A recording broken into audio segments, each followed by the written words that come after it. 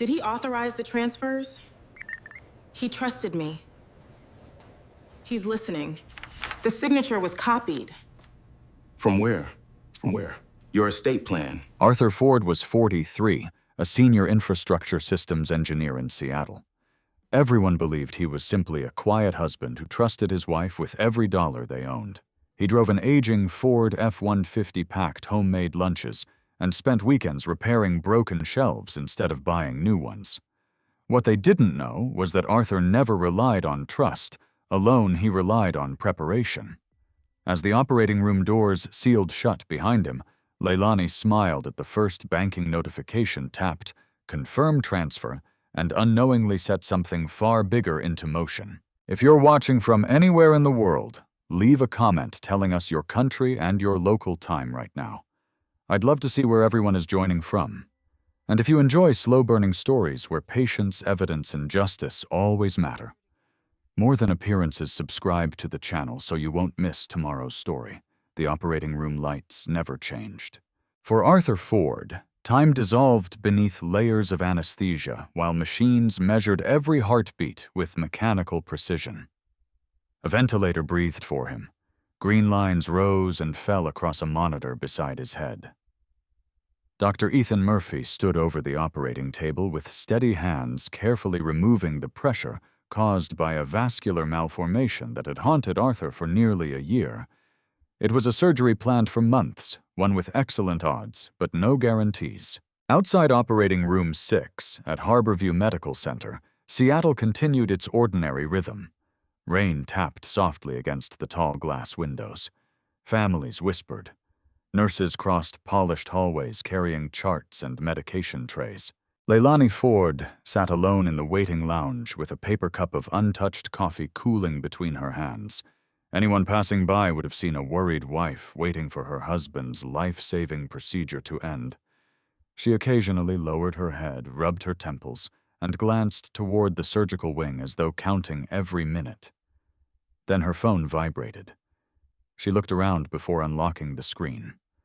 The notification came from Evergreen Federal Bank. Pending transfer ready for authorization. Amount $147,500. Her expression changed almost imperceptibly. The nervous wrinkles around her eyes relaxed. Her thumb hovered above the confirmation button for less than 2 seconds before pressing it. The transfer disappeared from the screen. Almost immediately, another secure message arrived. Second authorization available. She stood quietly, walked toward a hallway with fewer people, and made a phone call. Jason Brooks answered before the first ring had fully ended. "Is it done?" he asked. "It started." "Any problems?" "None. He'll be asleep for hours." "I know. You have until the bank closes." Leilani looked toward the elevators. "No one's watching." Jason lowered his voice.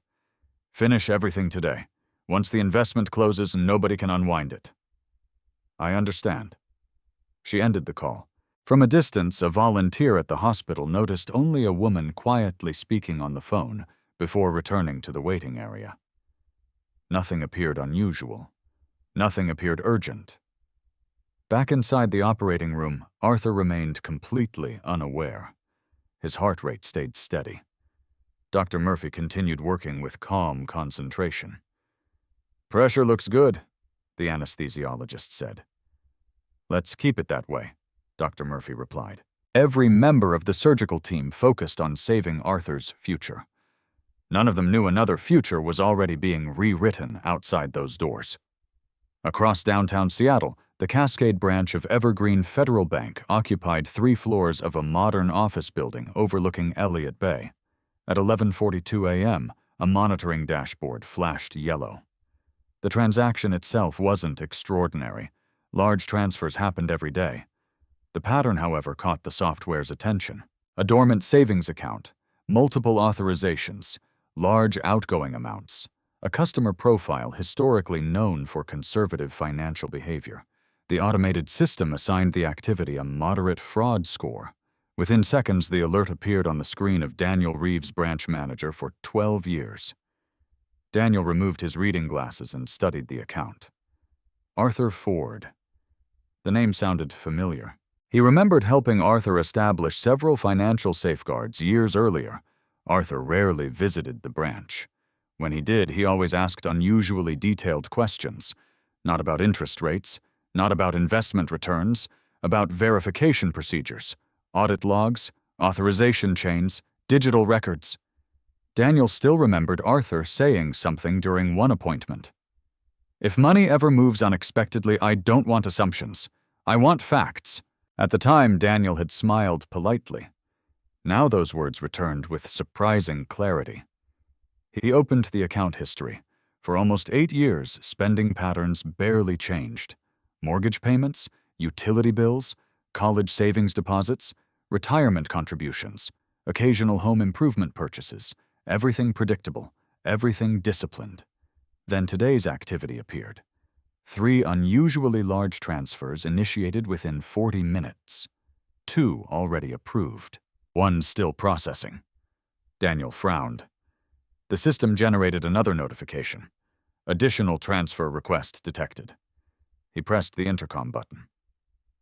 "Olivia, could you step into my office?" Less than a minute later, Olivia Bennett entered carrying a tablet. She had spent nearly a decade investigating financial fraud and identity theft. She was known throughout Evergreen Federal Bank for noticing details other investigators overlooked. Daniel rotated his monitor toward her. "What do you think?" Olivia read silently. She zoomed into the transaction timeline. She compared device fingerprints, IP addresses, authentication methods. Then she opened Arthur's customer profile. Her eyes narrowed. "This account isn't standard." Daniel nodded. "I thought the same." Olivia continued reading. "Whoever configured this requested enhanced behavioral verification." Daniel leaned back. "I remember him. He specifically requested multiple escalation procedures." Olivia opened another page. "There are conditional security instructions." Daniel looked surprised. "I forgot those existed." She continued scrolling. Every security preference carried Arthur's electronic signature from 6 years earlier. Most customers ignored optional protections. Arthur had enabled nearly all of them: behavior monitoring, transaction sequencing, delayed review thresholds, manual escalation requirements, and one final instruction highlighted in blue: special customer request. If multiple high-value transfers occur during documented medical incapacity or unusual behavioral deviation, suspend automatic trust assumptions and initiate direct investigative review before final settlement whenever legally permitted. Olivia stopped reading. "That's unusual?" Daniel slowly nodded. He said someday preparation might matter more than luck. She looked back at the screen. "When is settlement?" "Late this afternoon." "So we still have time." Daniel folded his hands. "What do you recommend?" Olivia answered without hesitation. "I recommend we verify everything before another dollar leaves." Meanwhile, Leilani had already driven away from Harborview Medical Center. Her luxury SUV merged into traffic heading toward Bellevue. She checked the rearview mirror several times before dialing Jason again. "It worked." "Good. The first transfer's cleared.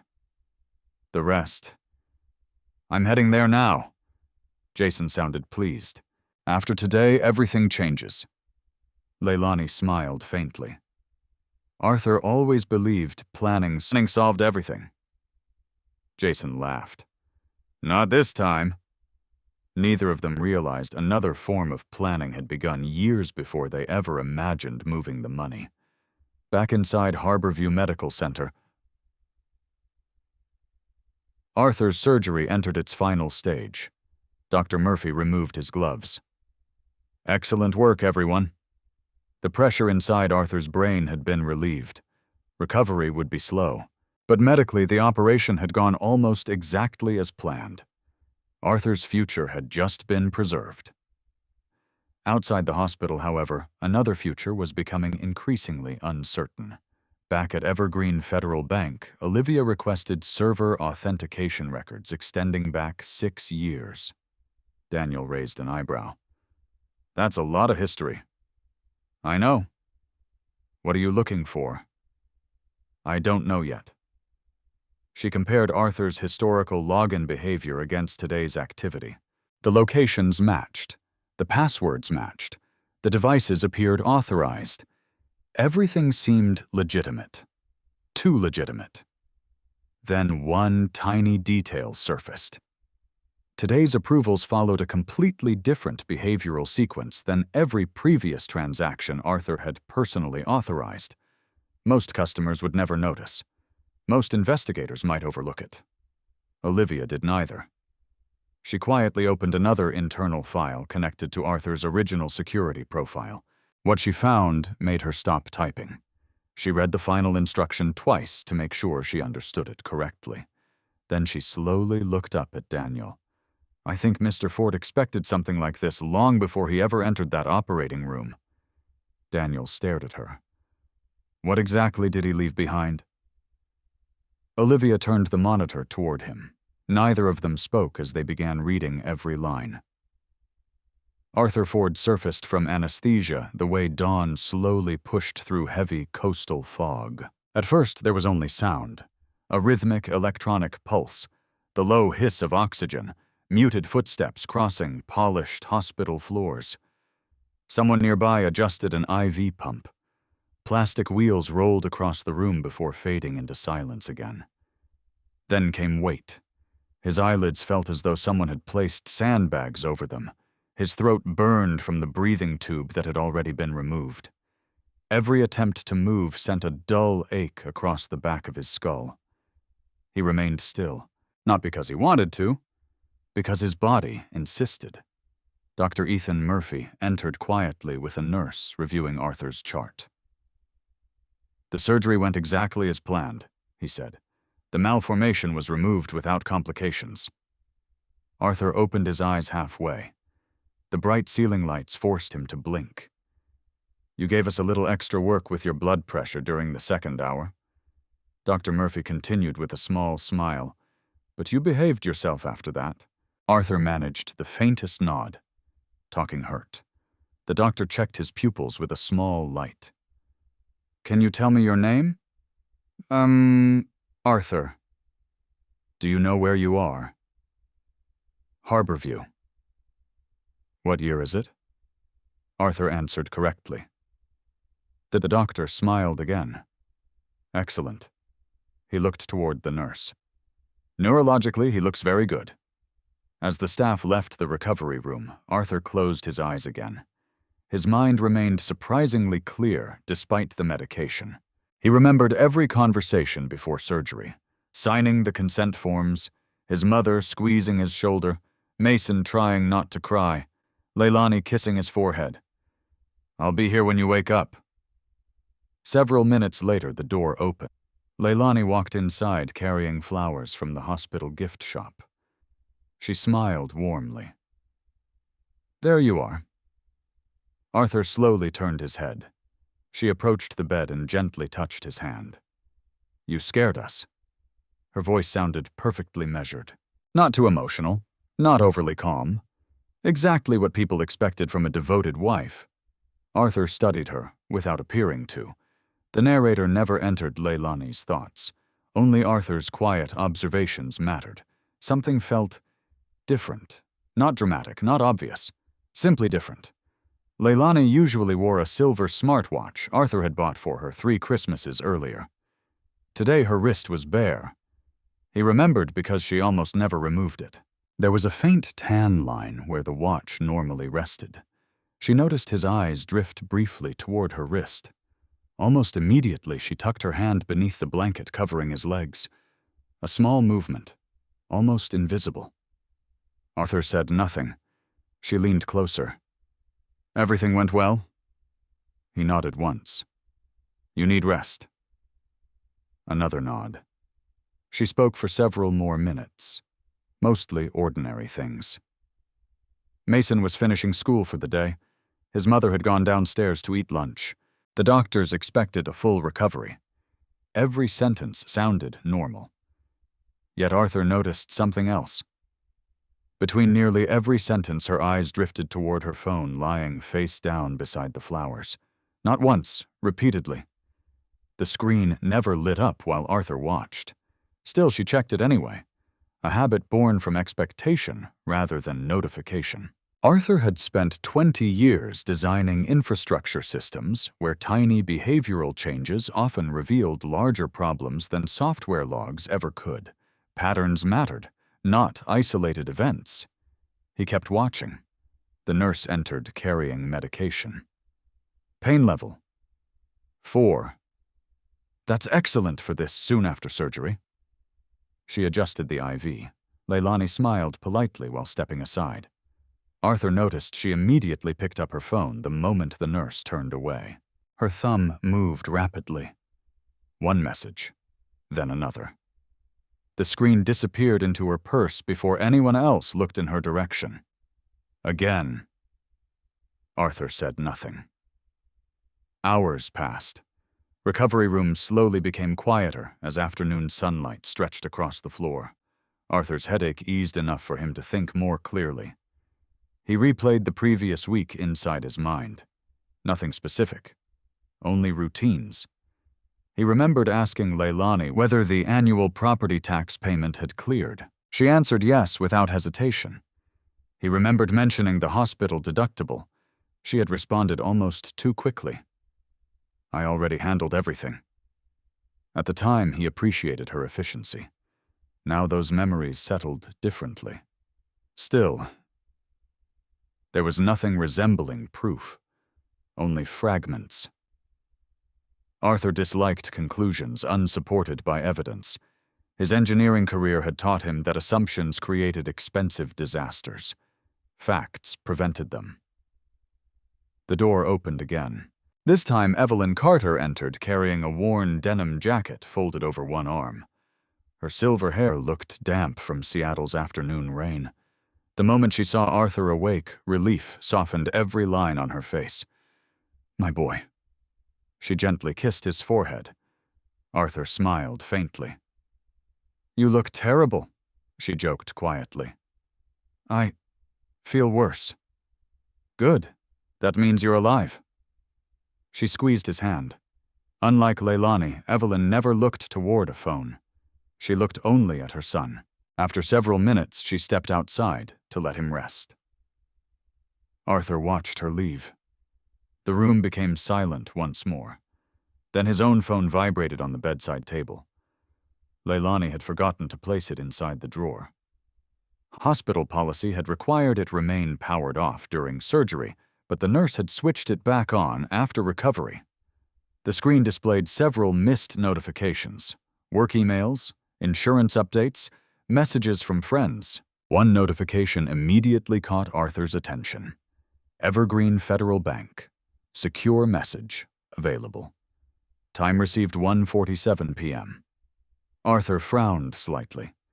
He rarely received secure messages without expecting them.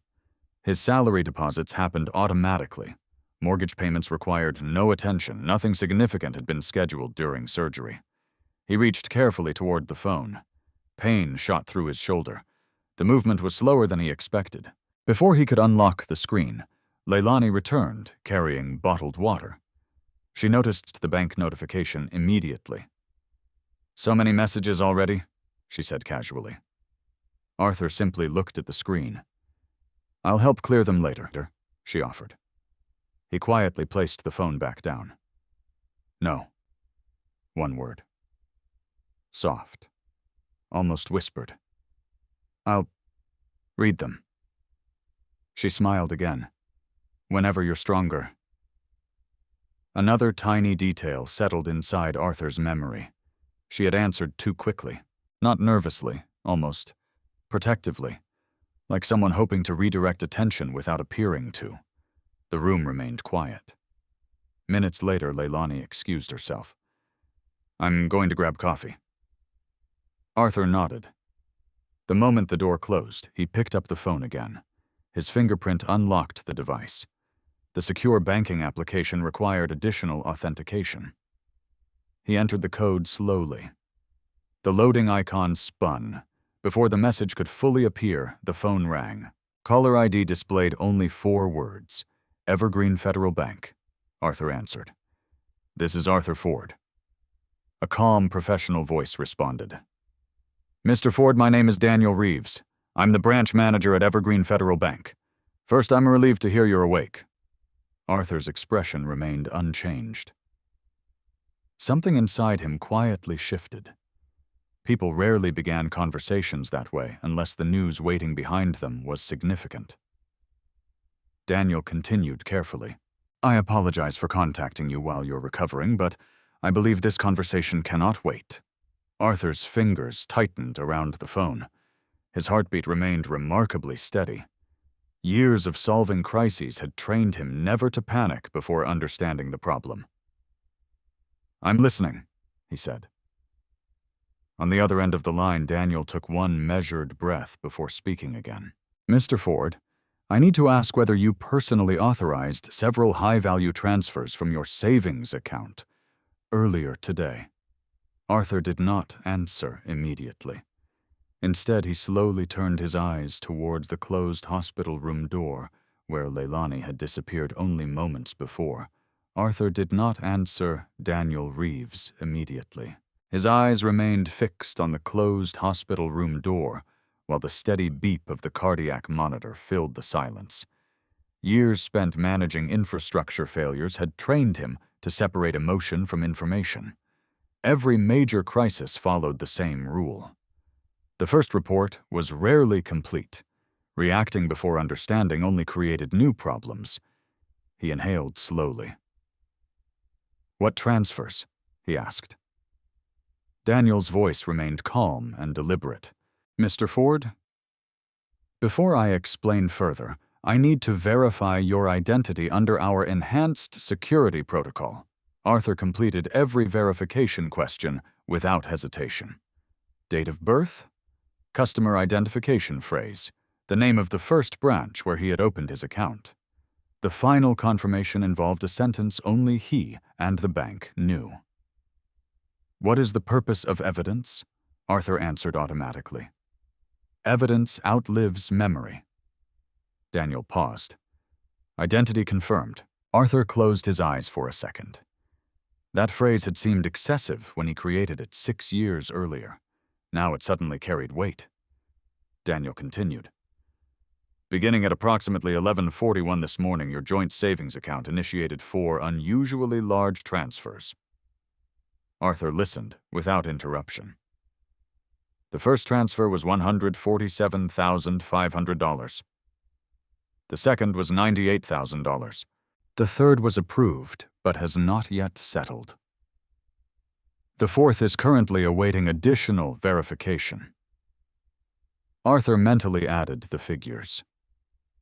The total approached nearly every liquid dollar he and Leilani had accumulated over 15 years. His heartbeat barely changed. The monitor beside his bed continued its steady rhythm. Daniel noticed. "Mr. Ford, are you still with me?" "Yes." "Did you authorize these transfers?" "No." The answer came quietly, firmly, without anger. Daniel waited another moment. "Did you authorize anyone else to perform these transactions while you were hospitalized?" "No." "Were you aware these transfers were planned?" "No." Another pause. "Thank you." Arthur looked toward the ceiling. The medication still dulled the edges of pain, but his thoughts sharpened with every passing second. "What has settled?" "The first 2 transfers." "The third?" "We placed it into enhanced review after our internal monitoring generated an alert." "And the fourth?" "Temporarily suspended." Arthur nodded to himself. "Not all the money was gone?" "Not yet." "Who initiated them?" Daniel chose his words carefully. "The transactions were authenticated using valid account credentials." Arthur understood exactly what that meant. The bank was stating facts, not conclusions, credentials, not identity, authorization, not intent. He appreciated the distinction. "What do you need from me?" Arthur asked. Daniel replied immediately. Our fraud investigator Olivia Bennett is here with me. Based on your historical account profile and the timing of today's activity, we recommend several immediate actions. Arthur reached for the bedside table and found a notepad left by one of the nurses. Despite the soreness in his neck, he picked up a pen. I'm ready. Olivia introduced herself. Mr. Ford? First, we recommend placing an immediate hold on every pending transfer that has not legally settled. Approved. Second, we recommend preserving all transaction logs exactly as they exist today. Approved. We recommend preserving authentication records, device histories, and communication logs connected to these transactions. Approved, she continued. Finally, we recommend that no notification be sent to the individual who initiated today's activity until we understand the complete situation. Arthur stopped writing. That recommendation confirmed something important. The bank also suspected that warning the person responsible might destroy evidence. He answered without hesitation. I agree. Olivia made another note. Done. Arthur asked his first direct question. How much time before pending transfer becomes irreversible? Approximately 2 hours. Can it legally remain suspended? If we establish reasonable suspicion under our fraud procedures, yes. Arthur thought carefully. Every answer mattered. Every sentence might eventually appear inside court documents. He refused to speculate. I was unconscious from before 8 this morning until less than 30 minutes ago, Olivia typed continuously. I understand. I had no access to any banking device. Documented. I have not discussed finances with anyone today. Documented. Arthur paused. Then he added one final statement. I want every action based only on verifiable facts. Olivia looked toward Daniel. Neither said anything for several seconds. Finally, she replied. Mr. Ford, that request is already written into your customer security profile. Arthur almost smiled. I remember. A knock interrupted the conversation. The hospital door opened. Leilani stepped inside, carrying 2 cups of coffee and a small paper bag from the cafeteria. Arthur looked toward her. His expression did not change. Daniel's voice became almost inaudible. Is someone with you? Yes. We'll end the call. Arthur considered the situation for only a moment. No. Leilani placed the coffee on a side table. You've been talking. Arthur kept the phone beside his ear. One moment. Daniel remained silent. Arthur spoke naturally. My bank called. Leilani froze for a fraction of a second. Barely noticeable. Then she smiled. Probably checking after the surgery. Arthur watched her face. Tiny muscles tightened near her jaw before relaxing again. She recovered quickly. Tell them you'll call tomorrow. Arthur answered calmly. They're handling something today? She laughed softly. Bank people always find reasons to interrupt. Arthur noticed she did not ask what the issue was. Most spouses would, especially when recovering from major surgery. Instead, she immediately suggested ending the conversation. Another observation. Nothing more. Daniel quietly said through the receiver, Mr. Ford, we can continue later. Arthur lowered the phone slightly. No. He looked directly at Leilani. I'm almost finished. She nodded and sat in the visitor's chair. Her phone rested on her lap. Face down again. Arthur returned to the call. Daniel? Yes. I want every pending transaction frozen. We're initiating that now. I also want complete preservation of every digital record associated with today's activity. Already underway. Arthur's next request came without hesitation. I don't want assumptions. You have my word. And one more thing. Daniel waited. Do not contact my wife." Silence settled over the line. Then Daniel answered. "We had not planned to." "Good." Arthur ended the call. The room suddenly felt smaller. Leilani smiled while handing him a cup with a straw. "Everything okay?" Arthur accepted the drink. "I don't know yet." "What did they want?" "There were unusual account activities." She blinked once. "Really? They're checking them." Her response arrived almost instantly. "I'm sure it's just a computer mistake." Arthur took a slow sip of water. "Maybe." She leaned forward. "Do they need us to go to the branch?" "Not today." "They'll probably fix it." Arthur nodded. "They're very thorough." Again he watched instead of accusing. Leilani relaxed slightly. She believed the conversation had ended. Arthur let it end. The nurse entered to check his blood pressure. Conversation shifted toward medication schedules and physical therapy. Leilani used the interruption to send another message while pretending to organize flowers beside the window. Arthur saw only the reflection in the dark television mounted across the room. Not the words, only the movement. Enough to remember, nothing to conclude. Later that evening, after Leilani stepped into the hallway to answer another call, Arthur unlocked his phone again. A secure message from Evergreen Federal Bank had already arrived. The subject line contained only 5 words. "Evidence preservation request confirmed." Arthur read every line. At the bottom appeared another notification. Rebecca Lawson, Law Offices of Lawson and Pierce. The name stood out because he had met Rebecca once during an estate planning seminar hosted by his employer nearly 4 years earlier. He remembered her saying something that matched his own philosophy. The strongest legal case usually belongs to the person who stayed calm long enough to preserve the evidence. Arthur stared at the contact information for several seconds. Then he opened his contacts, found her business card he had never deleted, and pressed the call button. When her receptionist answered, Arthur spoke only one sentence. "This is Arthur Ford.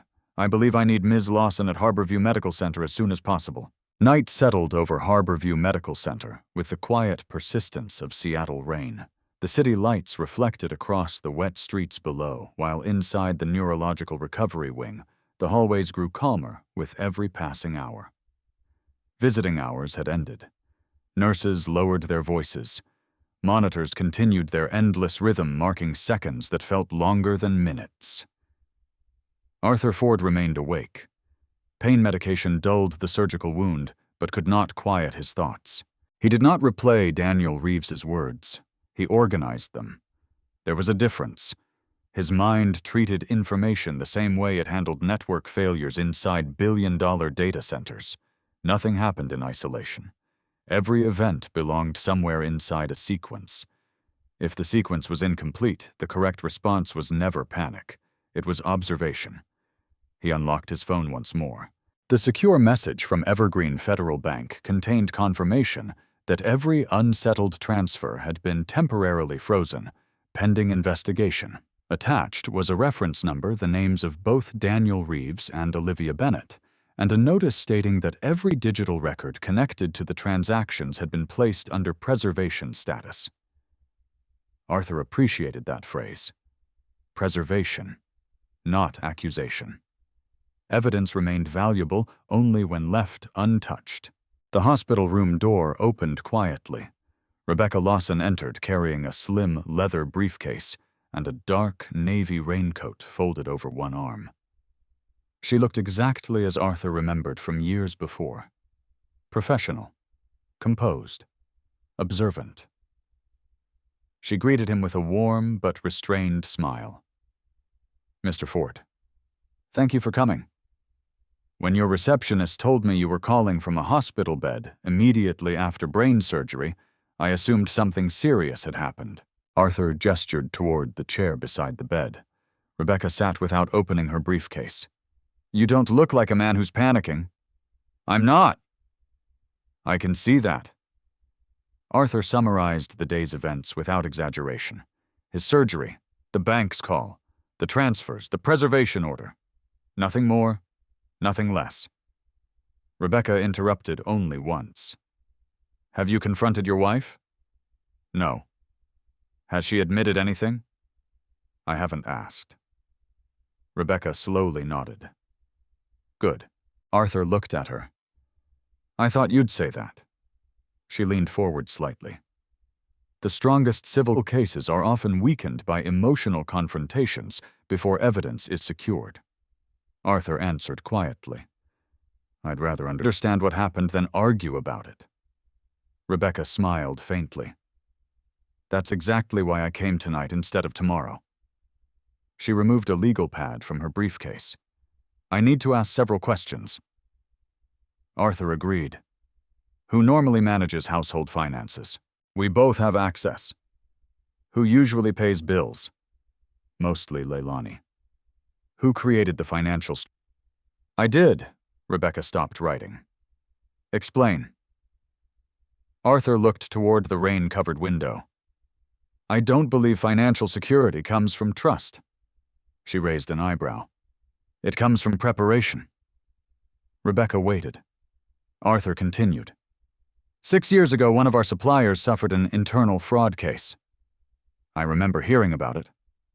An employee used valid credentials. Rebecca nodded. No hacking. Exactly. They simply became the authorized person performing unauthorized actions. Arthur paused to gather his strength. The incident changed how I viewed personal finances. Rebecca listened carefully. I realized passwords weren't enough. So you redesigned your own system? Arthur nodded. Over several years. He described the structure he had quietly built.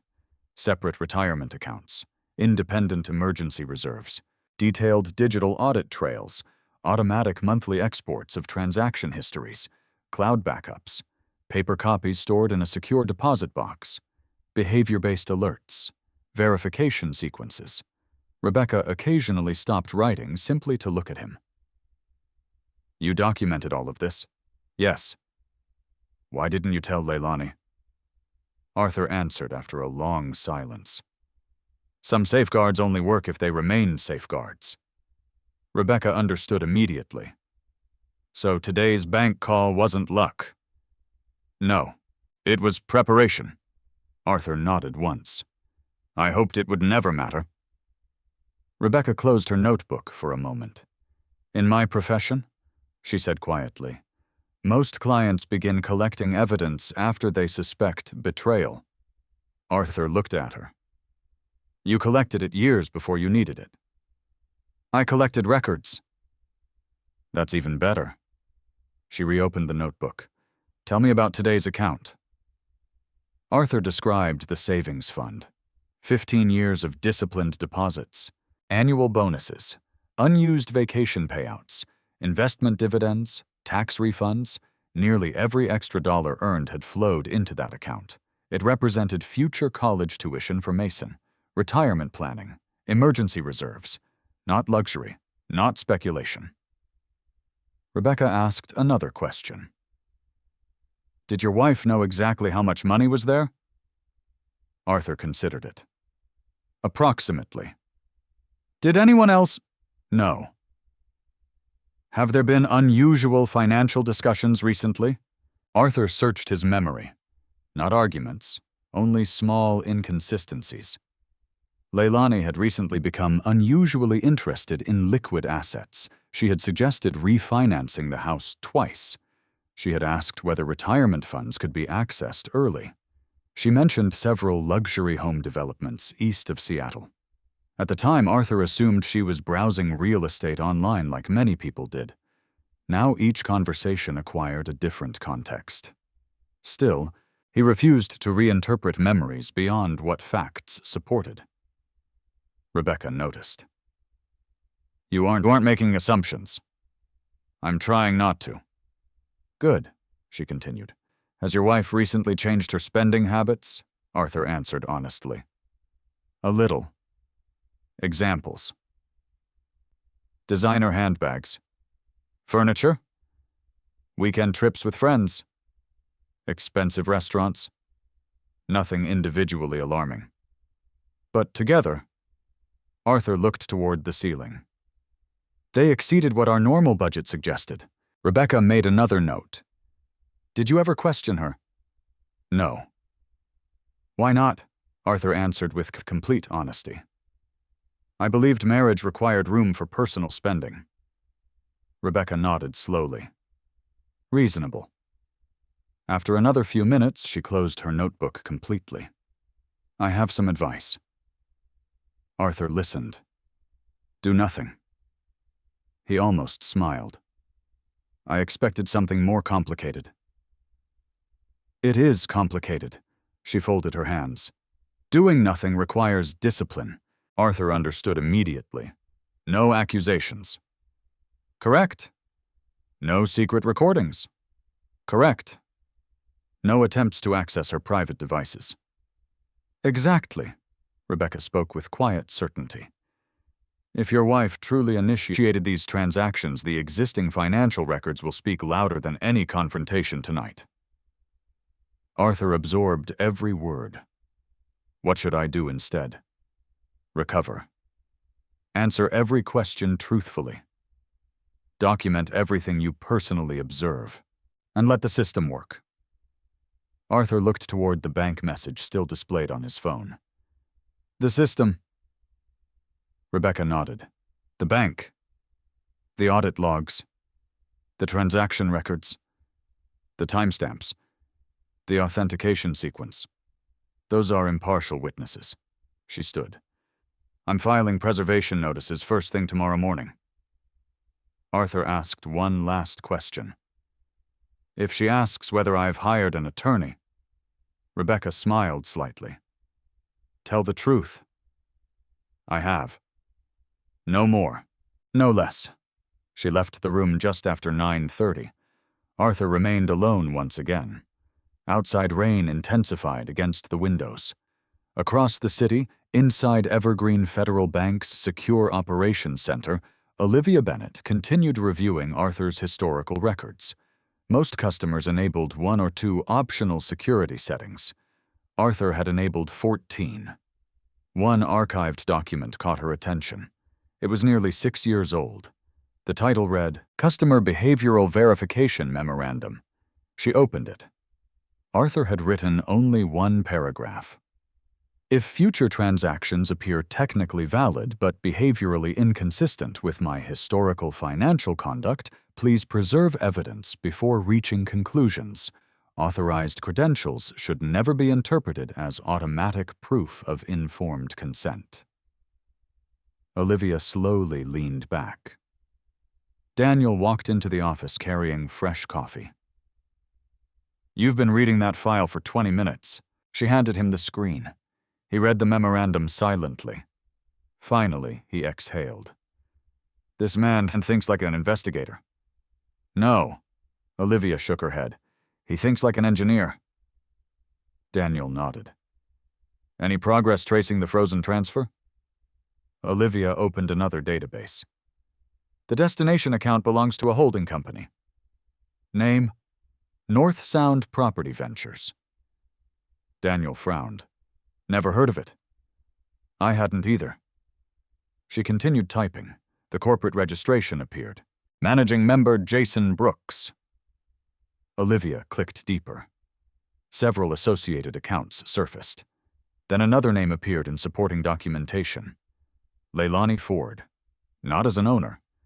As an authorized signer on several investment agreements dated within the past 3 months. Olivia stopped typing. Daniel stared at the screen. Neither of them spoke. Finally, Daniel broke the silence. I think tomorrow is going to become much more complicated. Olivia looked once more at Arthur's old memorandum. Quiet people, she had learned, after years investigating fraud, often left the strongest paper trails. And Arthur Ford had been quietly preparing for this day long before anyone else realized it might ever arrive. By early afternoon, a steady rain had settled over downtown Seattle. Inside Evergreen Federal Bank's investigation center, the weather went unnoticed. Daniel Reeves stood beside a wall-sized display showing the timeline of Arthur Ford's account activity. Every transfer appeared as a colored block connected by thin digital lines.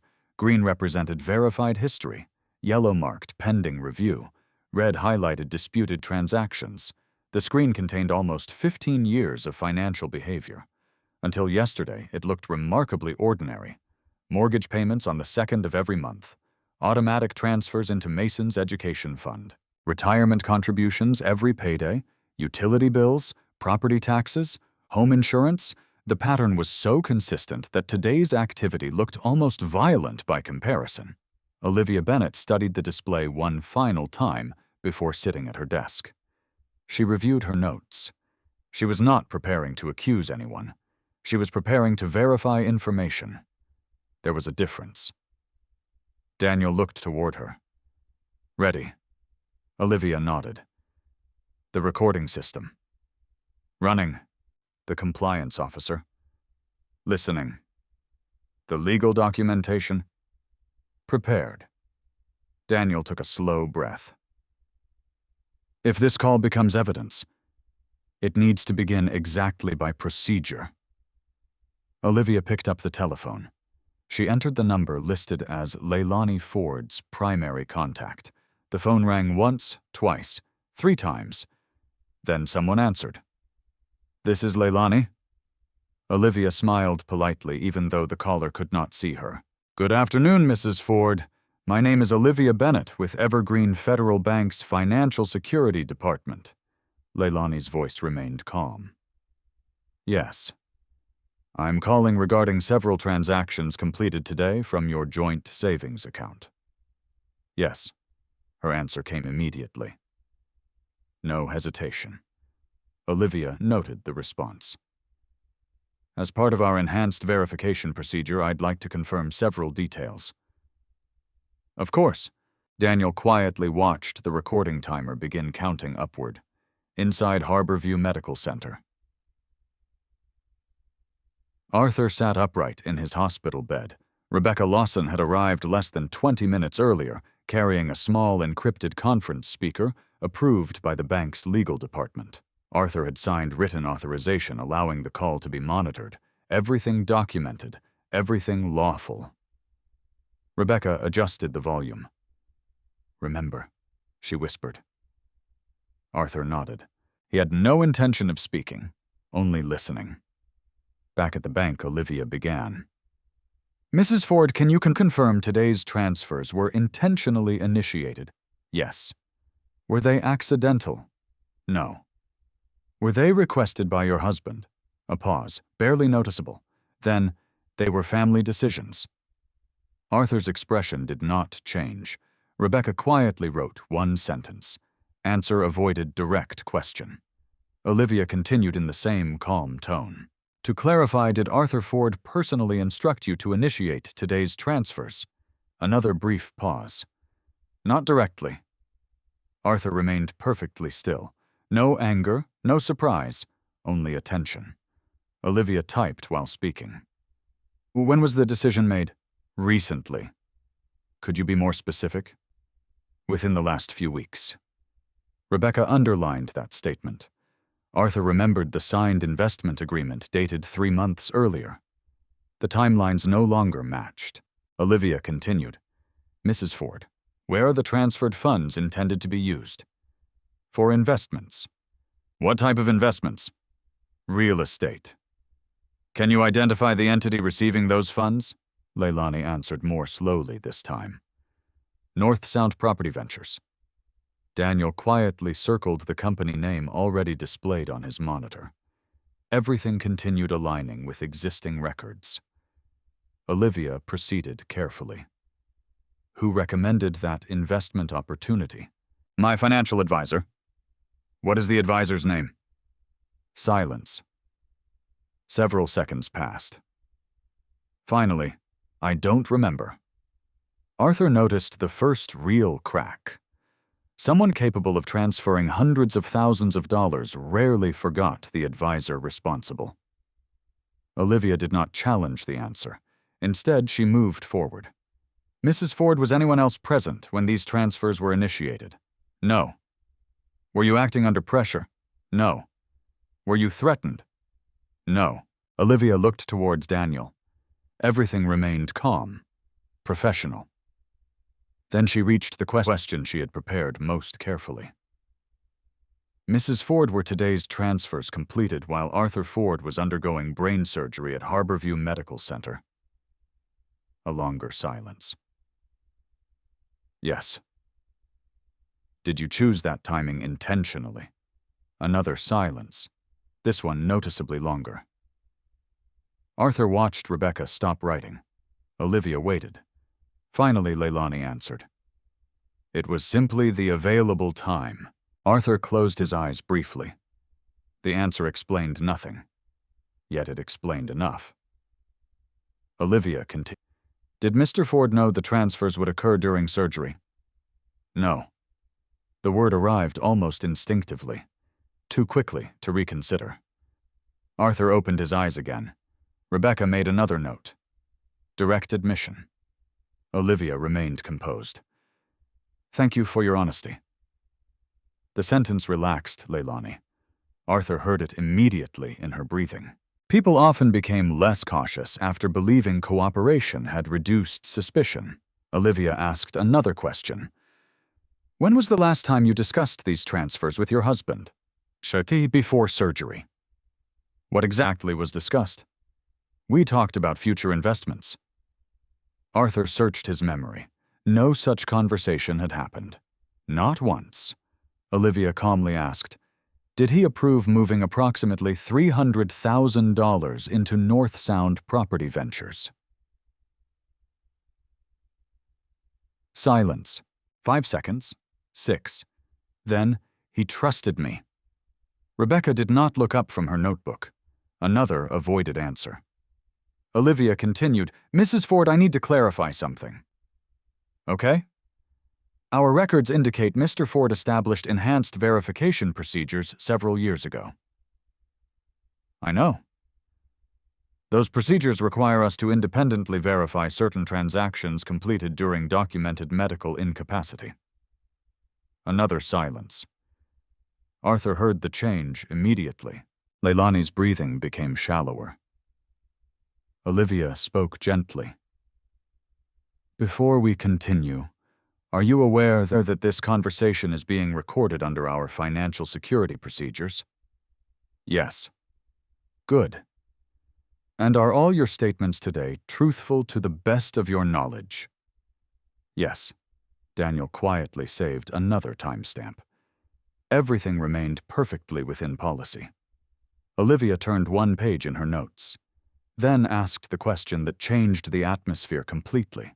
Mrs. Ford, when did you first meet Jason Brooks? The silence that followed was unlike any previous pause. It stretched. 10 seconds? 12? 15. Arthur watched Rebecca slowly raise her eyes. Finally, Leilani answered. Who? Olivia never changed tone. Jason Brooks. I don't know anyone by that name. Daniel clicked another document onto his screen. Corporate registration, investment agreements, electronic signatures. Olivia asked one final clarification. To confirm, you're stating under recorded verification that you do not know Jason Brooks. Correct. Arthur felt something settle inside him. Not satisfaction, certainty. Rebecca quietly slid a printed document across the hospital tray. It was the public filing listing Leilani as an authorized participant under Jason Brooks's company. No interpretation required. Only dates, names, signatures. Back at the bank, Olivia looked toward Daniel. He nodded once. She continued. Mrs. Ford, thank you. I have one final procedural notice. Go ahead. At this time, several transactions connected to today's activity remain under review. I understand. Additional verification may be required before funds are released. The confidence disappeared from Leilani's voice. What does that mean? It means our review has not concluded. But the transfers already happened. Some have. And some have not. Another pause. Can I ask why? Olivia answered exactly as procedure required. Our responsibility is to protect both account holders. Arthur heard a chair move on the other end of the line. Leilani's breathing became noticeably faster. Has Arthur spoken with you? Olivia did not answer immediately. Instead, she asked one final procedural question. Mrs. Ford, are you asking whether the co-owner of the account has participated in today's investigation? Yes. Olivia looked toward Daniel, then toward the legal compliance officer. Each gave a small nod. She returned to the call. Mrs. Ford? Yes. Arthur Ford has exercised his legal rights as a joint account holder. Silence. Absolute silence. Then came a barely audible whisper. What? Olivia continued. He has authorized preservation of all transaction records. Arthur watched Rebecca place another check mark beside a line in her notebook. Leilani's breathing became uneven. No. Olivia remained professional. Mrs. Ford, is there anything you would like to correct or clarify regarding your previous answers before today's verification concludes? Nothing. No response. Only breathing. Olivia waited. 20 seconds. Finally, Leilani spoke. Can I speak to Arthur? Olivia answered gently. I'm not able to arrange that. Another pause. Then, was he listening? Arthur never moved. He simply looked through the hospital window toward the gray Seattle sky. Olivia chose her words carefully. I can confirm that every action taken today has complied with applicable banking procedures and authorizations. Leilani understood anyway. Arthur could hear it, not from her words, from what disappeared. The confidence, the certainty, the assumption that everything had already been won. The line remained silent for several more seconds. Then the call disconnected, without another word. Inside the hospital room, Rebecca slowly closed her notebook. Arthur remained motionless. His face revealed almost nothing. After nearly a minute, Rebecca finally spoke. You didn't interrupt. Arthur looked at the rain outside. No. You didn't accuse her. No. You didn't need to. Arthur lowered his eyes toward the stack of documents beside his bed. The evidence had begun speaking for itself. The hospital discharged Arthur Ford 2 days later. Seattle greeted him with low clouds, damp sidewalks, and the smell of rain lingering over the city. The nurse pushed his wheelchair through the automatic doors, while Evelyn Carter carried a small overnight bag filled with medication discharge papers and the reading glasses Arthur had worn for nearly a decade. His movements remained slow. Every bright light still bothered him. Every sudden turn reminded him that brain surgery was not something the body forgot overnight. Rebecca Lawson had insisted that Arthur avoid unnecessary stress for several weeks. Dr. Ethan Murphy had given similar advice. Short walks. Lots of rest. No heavy lifting. No major decisions if they can wait. Arthur thanked the doctor. He intended to follow every medical instruction. The legal situation, however, would not wait for complete recovery.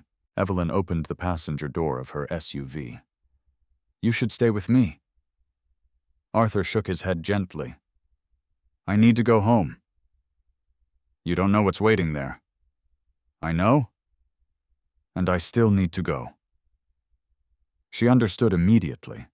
Some places had to be seen with one's own eyes. The drive across Seattle remained mostly silent. Rain tapped against the windshield while traffic crawled along Interstate 5. Arthur watched familiar streets pass by. Coffee shops, office towers, the elementary school Mason had attended years earlier. Nothing in the city had changed. Yet everything felt different. He wasn't thinking about revenge. He wasn't even thinking about Leilani. He was thinking about information. Every location contained information. Every object had a timeline. The sooner he observed it, the more accurate his memory would remain. They arrived just after noon. The two-story craftsman home looked exactly as it had before surgery. Fresh mulch surrounded the flower beds. The lawn had recently been trimmed. A delivery package rested beside the front porch. From the outside, nothing suggested that nearly $300,000 had vanished from the family savings account. Arthur unlocked the front door. The familiar scent of cedar furniture and fresh linen greeted him. Everything appeared normal. Photographs lined the hallway. Family vacations. Mason's baseball trophies. Christmas gatherings.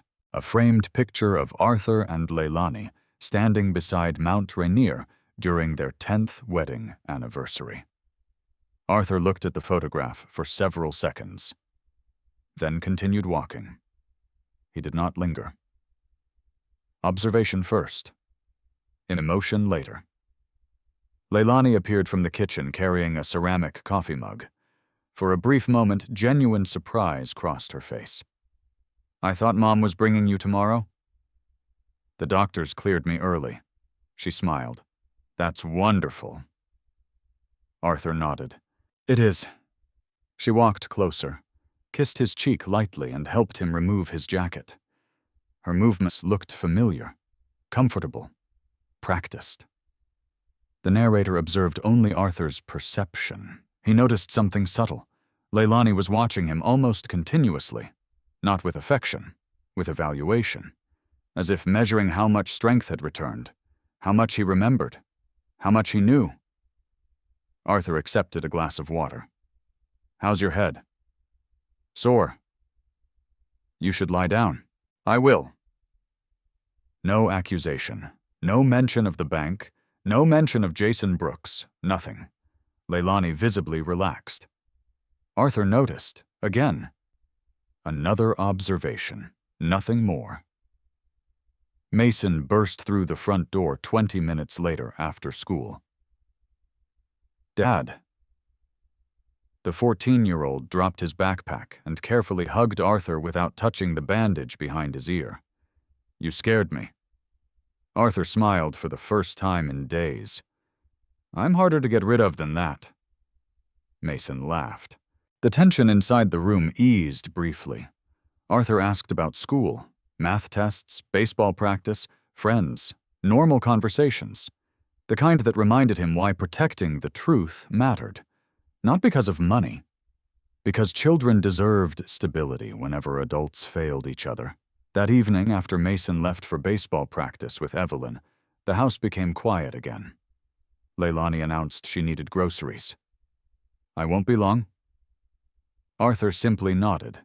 The moment her SUV disappeared down the street, Rebecca's words returned. "Document what you personally observe. Nothing illegal, nothing invasive. Simply observe." Arthur began walking slowly through the house. Every movement required caution. His balance still wasn't perfect. He entered his home office first. Nothing appeared disturbed. Tax folders remained organized. Backup hard drives sat exactly where he had left them. His locked filing cabinet remained closed. Good. Next came the living room. No changes. The dining room. No changes. The master bedroom. Closets looked ordinary. Dressers appeared untouched. Then Arthur entered the garage. He stopped. Near the back wall stood several storage bins, usually stacked neatly against metal shelving. One container had been moved, only a few inches. Most people would never notice. Arthur did. He remembered arranging the bins by size every spring while reorganizing holiday decorations. Someone had shifted one recently. He walked over carefully. Inside were old paint supplies, extension cords, camping equipment. Nothing unusual. Until he noticed fresh tire marks in the dust beneath a narrow workbench. The workbench itself felt heavier than expected when he rested one hand against it. Arthur crouched slowly despite the discomfort. Behind several paint cans sat a slim, black portfolio case. He had never seen it before. He opened it.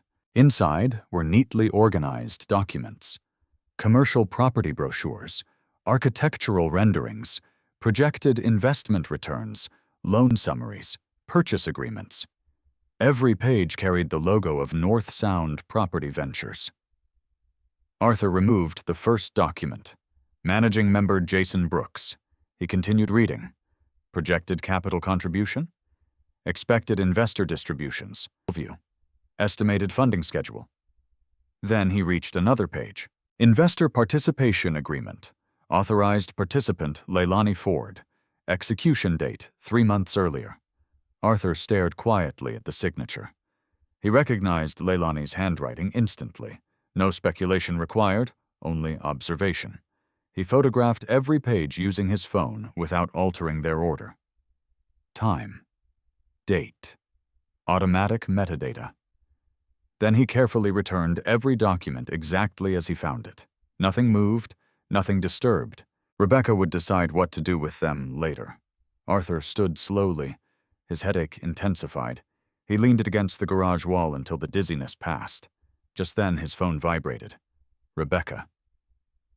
"I was about to call you," Arthur answered. "How are you feeling?" "I found something." "Tell me."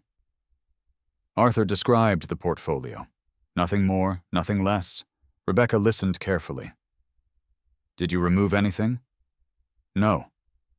"Excellent." "Did you photograph everything?" "Yes." "Metadata intact." "Automatic." Rebecca sounded pleased. "Perfect." Arthur asked quietly, "Should I bring the documents to you?" "No." "Leave everything exactly where it is." Arthur nodded, even though she could not see him. "Understood." "There may be fingerprints. There may be additional evidence we don't yet recognize." Arthur closed the portfolio exactly as before. "I didn't touch more than necessary." "Good." Rebecca paused. "There's something else." Arthur waited. "Brian Collins reviewed preliminary financial records this afternoon. And he believes the money trail is becoming much clearer." Arthur listened. "They've identified several additional meetings between Jason Brooks and Leilani over the past few months."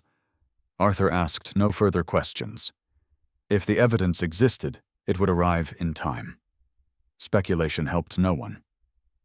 Rebecca continued. "For now, rest." Arthur smiled faintly. "Everyone keeps telling me that." "Because everyone is right." After ending the call, Arthur remained inside the garage for another minute. The rain outside intensified. Water drummed softly against the roof.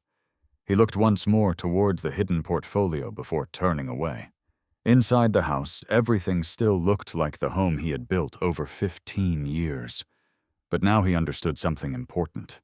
The betrayal had not begun in a hospital waiting room. It had begun months earlier, carefully, quietly, long before he entered surgery, long before a bank noticed unusual transfers, long before anyone realized that the quiet man everyone underestimated had already begun documenting a story that was far larger than missing money. Arthur waited until the house was completely quiet before opening the photographs he had taken in the garage. He enlarged each image instead of rushing through them. Years of engineering had taught him that important details rarely announced themselves.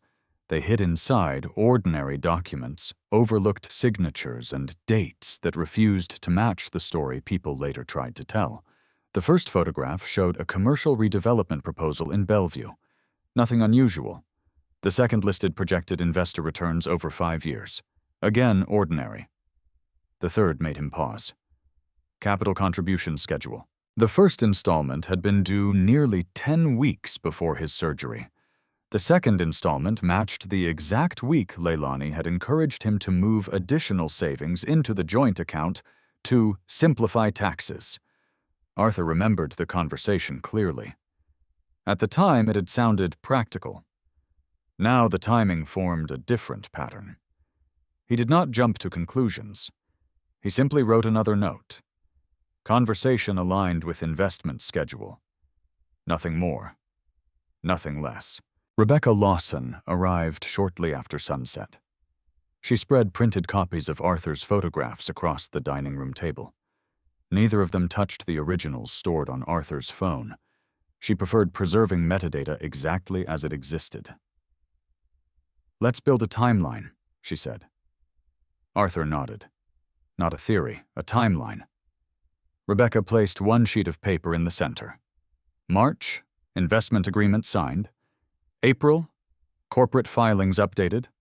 May, additional funding deadlines. June, Arthur's surgery scheduled. July, large transfers initiated while Arthur remained under anesthesia. She looked at Arthur. "Notice anything?" Arthur studied the dates. "The surgery wasn't the beginning." "No. It was simply the deadline." Rebecca smiled faintly. "Exactly. The money wasn't moved because Arthur entered surgery. It was moved because the investment required funding before a contractual deadline, and the surgery created the least resistance." Arthur remained silent. That conclusion came from dates alone. No speculation, only sequence. Rebecca picked up another document. "This loan summary." Arthur examined it carefully. North Sound Property Ventures had secured financing from a regional commercial lender. Investor equity remained listed as pending final contribution. Rebecca tapped the page. If these funds weren't received, the project could collapse. She nodded, or at least become significantly delayed. Arthur leaned back, so there was pressure. Financial pressure. Not emotional. Rebecca folded the document. Pressure explains timing. It doesn't excuse conduct. Arthur agreed. His phone vibrated. Daniel Reeves. Arthur answered. "Good evening. I thought you'd want an update." Arthur listened. Daniel sounded tired. "We completed another round of tracing." "And?" "The money split across multiple accounts exactly as Olivia expected." Arthur waited. "The encouraging news is that not all of it continued moving." Arthur sat a little straighter. "Explain." "Compliance reviews at 2 institutions delayed portions of the transfers." "How much?" "We're still calculating." Daniel chose his words carefully. "But it appears substantially more money remains recoverable than we first believed." Arthur closed his eyes briefly. Not relief, perspective. The amount mattered. The evidence mattered more. Daniel continued. "Olivia also found something else." "What?" "Several documents submitted during account verification appear inconsistent." Arthur looked toward Rebecca. "Inconsistent how?" "The signatures resemble authentic originals." "But they may have been copied from earlier documents." Arthur understood immediately. Digitally reproduced, not freshly executed. Rebecca quietly wrote one sentence, possible signature reuse. Daniel continued. "Our forensic document team is reviewing them." Arthur thanked him. Before ending the call, Daniel added one final observation. "Mr. Ford?" "Yes." "I've reviewed thousands of customer files." Arthur waited. "I've never seen anyone leave such a complete audit trail behind." Arthur looked across the table at 15 years of organized financial records. "I believed records should survive memory." They have. After the call ended, Rebecca gathered several documents into chronological order. "We're missing something." Arthur looked up. "What?" "The meetings." "What meetings?" "If Leilani invested months ago, someone introduced her to Jason Brooks." Arthur nodded slowly. "Someone she trusted." Rebecca pointed toward another folder. "There was a reference in one of the filings." Arthur searched through the photographs until he found it. A guest registration list from a commercial real estate seminar. Among dozens of names, 2 stood out. Leilani Ford, Grace Holloway. Arthur recognized Grace immediately. She and Leilani had been close friends for years, Weekend lunches, shopping trips, charity galas. Grace worked in luxury residential sales. Arthur had met her perhaps 6 times, always polite, always cheerful. Rebecca looked thoughtful. "We don't know her role," Arthur answered immediately. "So we don't assume one." Rebecca smiled. Good. She appreciated that answer. Too many investigations collapsed because someone treated possibility as proof. Arthur refused to make that mistake. The following morning, Detective Brian Collins arrived. He wore plain clothes rather than a police uniform and carried a slim messenger bag instead of a briefcase. "I'm here as an investigator," he explained, "not to make arrests." Arthur appreciated the distinction. Brian examined the photographed documents one by one.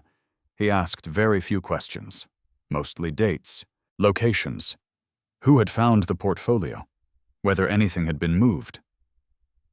Arthur answered precisely. I photographed every page. I returned everything exactly where it was. I informed my attorney before telling anyone else." Brian nodded approvingly. "You've preserved the chain of evidence well?" He paused over one particular document. "Interesting." Arthur looked down. It was an invoice from a private storage facility south of Seattle. Monthly rental, Unit 314, paid automatically through North Sound Property Ventures. Brian made a note. "This may be worth looking into," Rebecca asked calmly. "With a warrant?" "If necessary." Arthur remained quiet. He had no interest in shortcuts. If investigators believed the storage unit mattered, they would obtain access legally. Brian gathered his notes. "One more thing." He removed a printed still image from his bag. A grainy frame captured from traffic surveillance near Bellevue. It showed Jason Brooks standing beside a black SUV. Leilani stood several feet away, speaking with him. The timestamp read 6 weeks before Arthur's surgery. Arthur looked at the image without changing expression. Brian folded it again. "It's only a location record." "Nothing more?" Arthur nodded. "A meeting occurred." "That's all we know." Brian smiled slightly. "You're making my job easier." After the detective left, Arthur stood alone in the living room. His eyes drifted toward the family photographs lining the fireplace. Years of birthdays, camping trips, graduations, anniversaries. The evidence now covered the dining room table. The memories covered the walls. He understood that before long one would permanently reshape the meaning of the other. Just then his phone buzzed again. This time it was Olivia Bennett. Her voice carried an urgency Arthur had not heard before. "Mr. Ford, we've recovered something from the bank's archived security footage." Arthur listened. "It isn't from your branch. It's from a commercial office building." "What did you find?" Olivia took a measured breath. "A camera recorded someone delivering a sealed document package to Jason Brooks on the same afternoon your wife signed the investment agreement." Arthur asked quietly, "Can you identify the person?" There was a brief silence before Olivia answered. "Yes." Olivia Bennett did not answer immediately. Arthur could hear papers shifting on the other end of the call. She was verifying the file one last time before saying anything that might eventually appear in a deposition. "The individual has been identified," she said at last. "Who is it?" Arthur asked. "It's Grace Holloway." Arthur remained silent. The name itself meant very little without context. Grace had attended holiday dinners. She had congratulated Mason after baseball games. She had once recommended a contractor for the kitchen remodel. Those facts alone proved nothing. Rebecca Lawson, sitting across from Arthur, quietly wrote another reminder on her legal pad. "Presence is not participation." Arthur appreciated the distinction. Olivia continued. "The footage only shows Grace delivering an envelope to Jason Brooks. Nothing else. No. No audio. No. No evidence regarding the contents. None." Arthur nodded to himself. Then that's all we know? Rebecca smiled faintly. You continue to disappoint people looking for dramatic conclusions, she said after Arthur ended the call. I prefer accurate ones. She closed her notebook, and accurate ones usually win. The afternoon passed quietly. Arthur followed Dr. Murphy's instructions. He walked slowly through the backyard twice. He rested every hour. He drank more water than coffee. His recovery remained the priority because Rebecca had repeated one truth several times. If you're exhausted, you become careless. Arthur intended to remain neither. Around 4 o'clock, Leilani returned from what she described as running errands. She carried shopping bags from a grocery store and spoke naturally about dinner, Mason's homework, and the weather forecast. Arthur noticed another small detail. She smiled often. Too often. Not because she appeared happy, because she seemed to be watching for reassurance.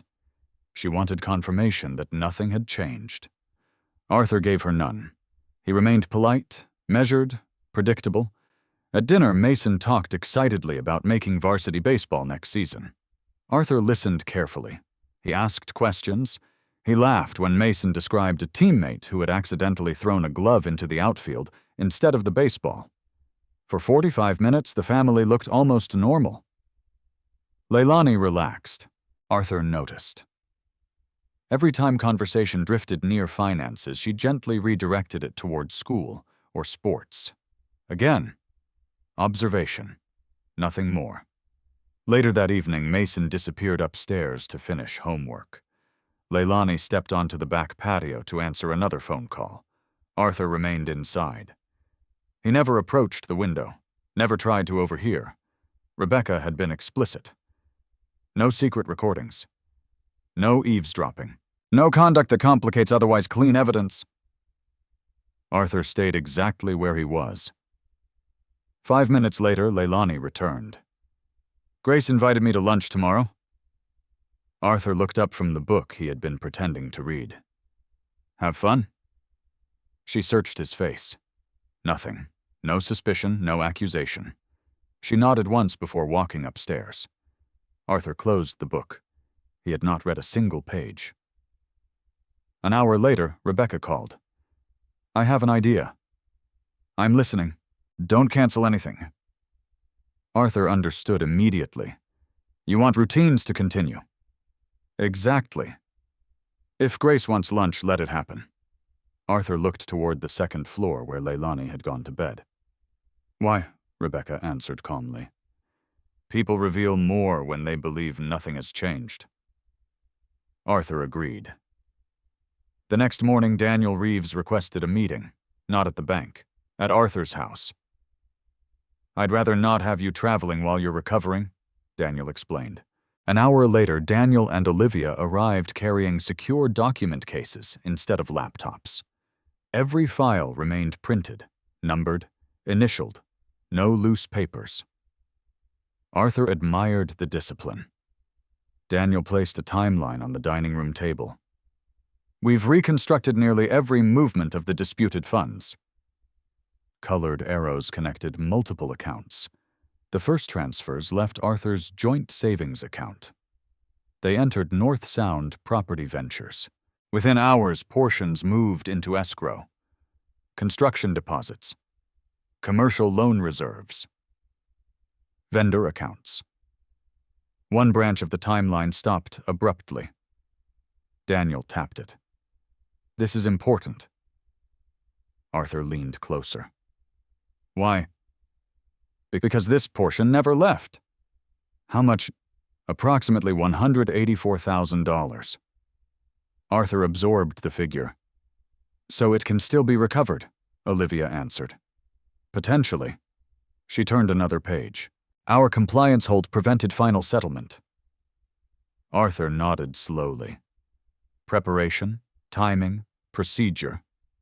Together they had saved far more than luck alone could have. Olivia continued. The remaining transfers became more complicated. She pointed toward another branch. Those funds entered multiple commercial accounts. Arthur asked, can they still be traced? Every dollar. She smiled slightly.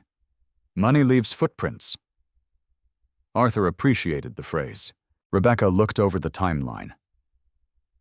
What about communications? Olivia produced another folder. We subpoenaed transaction-related metadata. Arthur noticed her careful wording. Metadata. Not private message content, only timestamps, device identifiers, connection records. Exactly the kind of evidence that remained objective. Daniel pointed to one page. Look at these times. Arthur studied them. Several banking sessions occurred only minutes apart. Each followed a telephone connection between Leilani's phone and a number registered to Jason Brooks. No conversation content existed, only duration, sequence. Arthur quietly wrote another note. Calls preceded transfers. Again, no assumptions, just chronology. Rebecca folded her arms. This is becoming a very complete timeline. Olivia nodded. But there is one missing piece. Arthur looked up. What? We still don't know whether Jason believed Arthur had approved the investment. Arthur considered the question. If he genuinely believed authorization existed, Rebecca completed the thought. His legal position differs. Daniel added, intent matters. Arthur appreciated hearing everyone remain careful. No one rushed toward conclusions. Evidence first, interpretation second. Just then the front doorbell rang. Everyone looked toward the hallway. Arthur frowned slightly. I wasn't expecting anyone. Mason opened the door before Arthur could stand. Hi, Mrs. Holloway. Arthur looked toward the entrance. Grace Holloway stood holding a small basket filled with fruit and flowers. She smiled warmly. I heard Arthur was finally home. Arthur walked into the hallway. Thank you. I won't stay. She handed him the basket. I just wanted to check on you. Arthur accepted it politely. For only a moment, Grace's eyes drifted toward the dining room. She saw Daniel. She saw Olivia. She saw several folders spread across the table. The smile on her face faltered. Barely.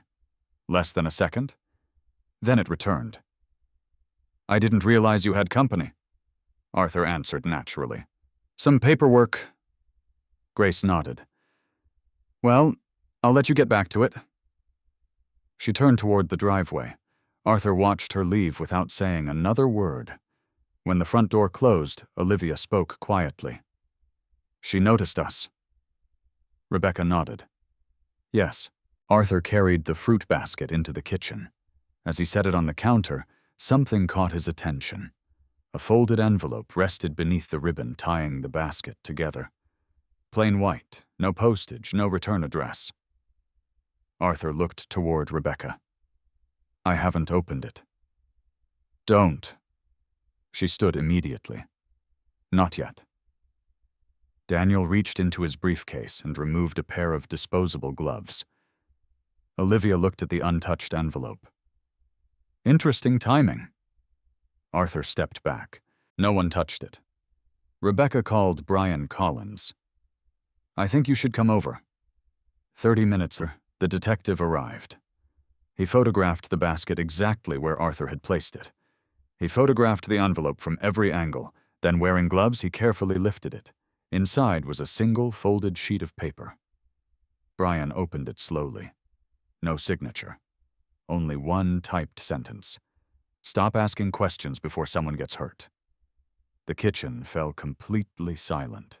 Brian read the sentence again, then looked at Arthur. This just became much more serious. Arthur did not respond immediately. He looked out through the kitchen window toward the quiet suburban street. For the first time since leaving the hospital, the evidence suggested that someone involved was no longer merely trying to protect money. Someone was beginning to fear the truth. Detective Brian Collins placed the anonymous note into an evidence sleeve without another word. The typed sentence occupied only one line. Stop asking questions before someone gets hurt. No fingerprints were visible to the naked eye. No handwritten marks, no signature, nothing that immediately identified its source. Brian sealed the evidence bag and wrote the time, date, and location across the label. Arthur watched every step. The detective noticed. "You've been paying attention to procedure," Arthur answered quietly. "I've been surrounded by people who respect it." Brian nodded. "That's helped more than you probably realize." He photographed the fruit basket one final time before handing it to another officer waiting outside. "We'll process everything." Arthur asked only one question. "Should Mason know?" Brian answered without hesitation. "No. He doesn't need this burden." Arthur agreed. The front door closed behind the detective. Silence settled over the house once again. Rebecca gathered the remaining documents into neat folders. "The note changes one thing." Arthur looked at her. "It doesn't change the facts." "No. It changes our level of caution." Daniel Reeves stood. "I'll notify our corporate security department." Olivia added, "I'll also document that the threat appeared after our verification call." Arthur appreciated the sequence. The note would become another point on the timeline. Not an emotional event, a documented event. Nothing more, nothing less. Later that evening, Mason came downstairs carrying a history textbook. "Dad, can you quiz me?" Arthur smiled. "Of course." For the next 30 minutes, the conversation revolved around the Constitution, the Civil War, and state capitals. Arthur answered questions, corrected dates, laughed when Mason confused Missouri with Mississippi. Normal life continued. He intended to keep it that way for as long as possible. Leilani remained unusually quiet during dinner. Arthur noticed that she checked her phone more frequently than usual. Each time the screen lit up, she glanced toward him before reading the message. He never asked who was texting. He never reached for the phone. Observation, not confrontation. That night, after everyone had gone to bed, Arthur reviewed the legal calendar Rebecca had prepared. The following week would include several formal meetings, a conference with Evergreen Federal Bank, an interview with Detective Collins, a preliminary civil hearing regarding preservation of disputed assets. Everything moved through official channels, exactly as Arthur wanted. The next morning, Rebecca met Arthur at her downtown Seattle office. Lawson and Pierce occupied the 8th floor of an older brick building overlooking Pioneer Square. The conference room contained nothing extravagant. A long walnut table, shelves filled with legal reference books, framed certificates, a wall clock that ticked almost loudly in the otherwise quiet room. Rebecca placed several binders before Arthur.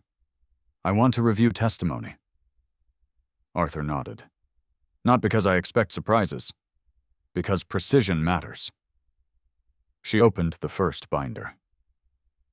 "When did you first learn about the transfers?" Arthur answered immediately. "While recovering from surgery." "What prompted the call?" "The bank's fraud review." "Did you accuse your wife?" "No." "Did you access her personal accounts?" "No." "Did you record private conversations?" "No." Rebecca continued for nearly an hour. Every question focused on facts, dates, actions, documents, never opinions, never assumptions. When they finished, she closed the binder. "You've been remarkably consistent." Arthur looked at her. "I only have one version."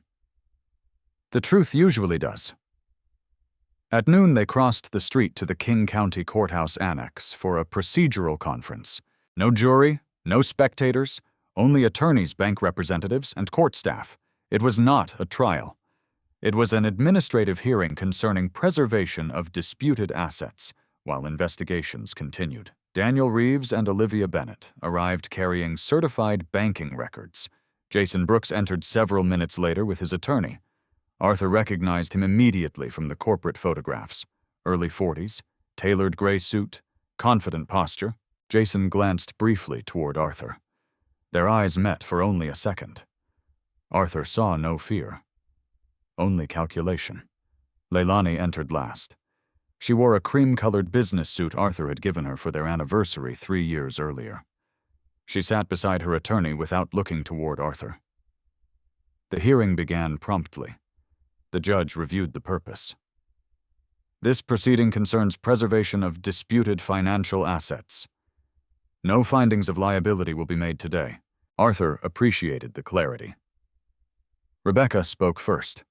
She requested continuation of existing preservation orders. Daniel then summarized the banking timeline.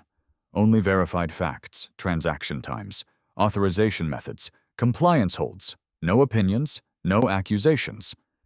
Next came Olivia. She presented authentication records, server logs, behavioral verification alerts, historical customer instructions established years earlier by Arthur. Every exhibit carried certification, every page numbered. Jason's attorney objected only once. The behavioral profile is subjective, Olivia answered calmly. The behavioral profile triggered review. The evidence consists of transaction records. The judge nodded. Objection noted? Proceed. Arthur remained silent throughout. He watched the process. Nothing more. Then Jason's attorney stood. My client invested in good faith. Rebecca did not interrupt. She simply waited. The attorney continued. Mr. Brooks reasonably believed all contributions were properly authorized. Arthur listened carefully. That statement mattered, not because it proved anything, because it established Jason's position. Rebecca quietly wrote 2 words, claim recorded. After a short recess, Rebecca called Arthur as a witness. He walked carefully to the witness stand. Recovery from surgery still affected his balance. The clerk administered the oath. Arthur answered every question exactly. No embellishment, no dramatic speeches, Rebecca began. When did you authorize the transfers at issue? I did not. When did you become aware they existed? After surgery. What actions did you take? I requested preservation of evidence. Did you instruct anyone to accuse your wife of fraud? No. What did you request instead? Verification. Rebecca nodded. No further questions. Jason's attorney approached. Mr. Ford, your wife had lawful access to the account. Yes. You trusted her financially. I trusted shared access. Isn't that the same thing? Arthur answered after a brief pause. No. The attorney frowned. Explain? I trusted records more than assumptions. A few people in the courtroom looked up from their notes. The attorney tried another approach. Did you ever tell your wife she couldn't invest family funds? I don't recall such a conversation. So you can't say she acted against your wishes. Arthur remained calm. I can say I never authorized the transfers presented today. The attorney shifted direction. You prepared elaborate security procedures years ago. Yes. Were you expecting your wife to betray you? Arthur answered immediately. No. Then why create them? Arthur looked toward the judge before speaking. The same reason buildings have fire alarms. The courtroom became noticeably quieter. You don't install them because you expect a fire. You install them because preparation costs less than disaster. Even Jason's attorney paused for a moment. No further questions. Arthur stepped down. Rebecca gave him a slight nod, not because of a clever answer, because he had remained inside the facts. The hearing concluded late that afternoon. The judge extended the preservation orders. Additional financial records would remain frozen pending further investigation. As everyone gathered their files, Olivia quietly approached Rebecca. I just received something. Rebecca looked up. What is it? Olivia lowered her voice. Our digital forensics team completed analysis of one archived telephone backup. Arthur watched their expressions change. Rebecca asked one question. Relevant. Olivia nodded. Very. She looked toward Arthur. It contains a conversation we weren't expecting. Rebecca Lawson did not ask Olivia Bennett another question until they had returned to the conference room inside the courthouse. The room was empty except for the four of them: Arthur, Rebecca, Daniel Reeves, Olivia. Detective Brian Collins arrived moments later after receiving Rebecca's message. Olivia placed a sealed evidence envelope on the conference table. Our digital forensics team completed its review less than 20 minutes ago. Brian looked at the label. Source: a cloud backup provided under lawful preservation procedures. No private account was accessed without authorization, Olivia clarified. The material came from a device image already preserved during the financial investigation. Brian nodded. Chain of custody. Olivia slid a signed document across the table. Complete. Arthur remained silent. He noticed the sequence: evidence, authentication, custody. Only then discussion. Exactly as it should be. Olivia opened the envelope and removed a certified transcript. There is no dramatic confession. Arthur appreciated hearing that first. So what is it? A business conversation. She handed the transcript to Rebecca. The call had occurred almost 11 weeks before Arthur's surgery. Participants Jason Brooks, Leilani Ford. The transcript contained no threats, no admissions of theft, no discussion of deceiving Arthur. Instead, it focused almost entirely on deadlines, funding schedules, commercial closing dates, escrow requirements. Rebecca read quietly. One passage caught her attention. Jason: if the capital isn't available before closing, the lender walks. Leilani: I'll make sure it happens. Jason: can you, Leilani? Leave that to me. Rebecca stopped reading. She looked at Arthur. The conversation confirms planning. Arthur nodded. But not authorization. Correct.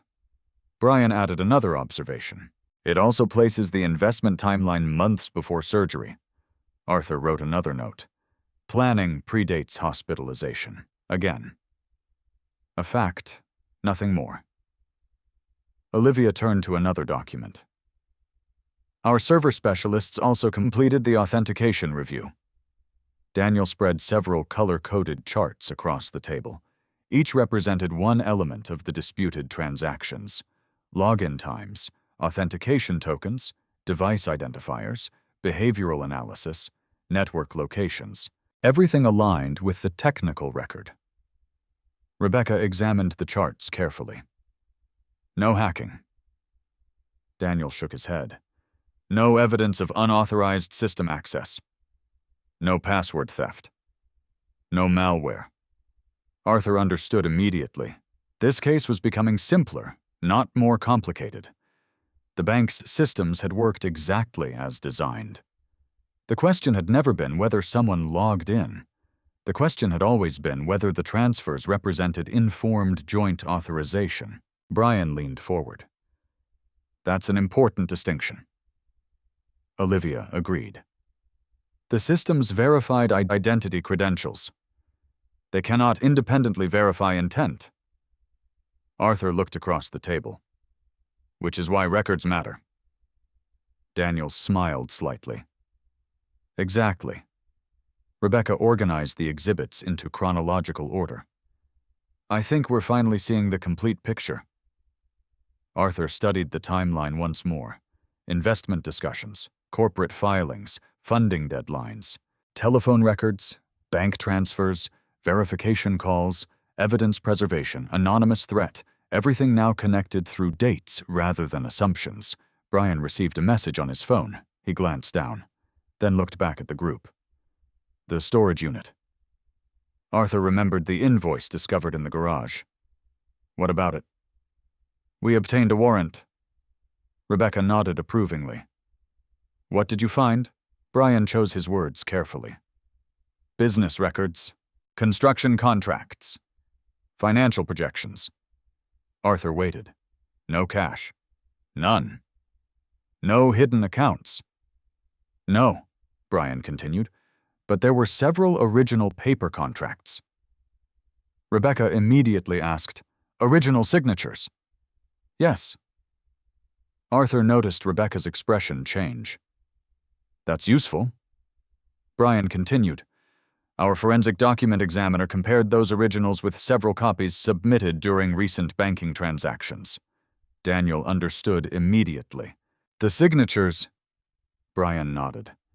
The originals appear genuine. The later copies show indications of digital reproduction. Arthur asked quietly. Meaning? Rebecca answered.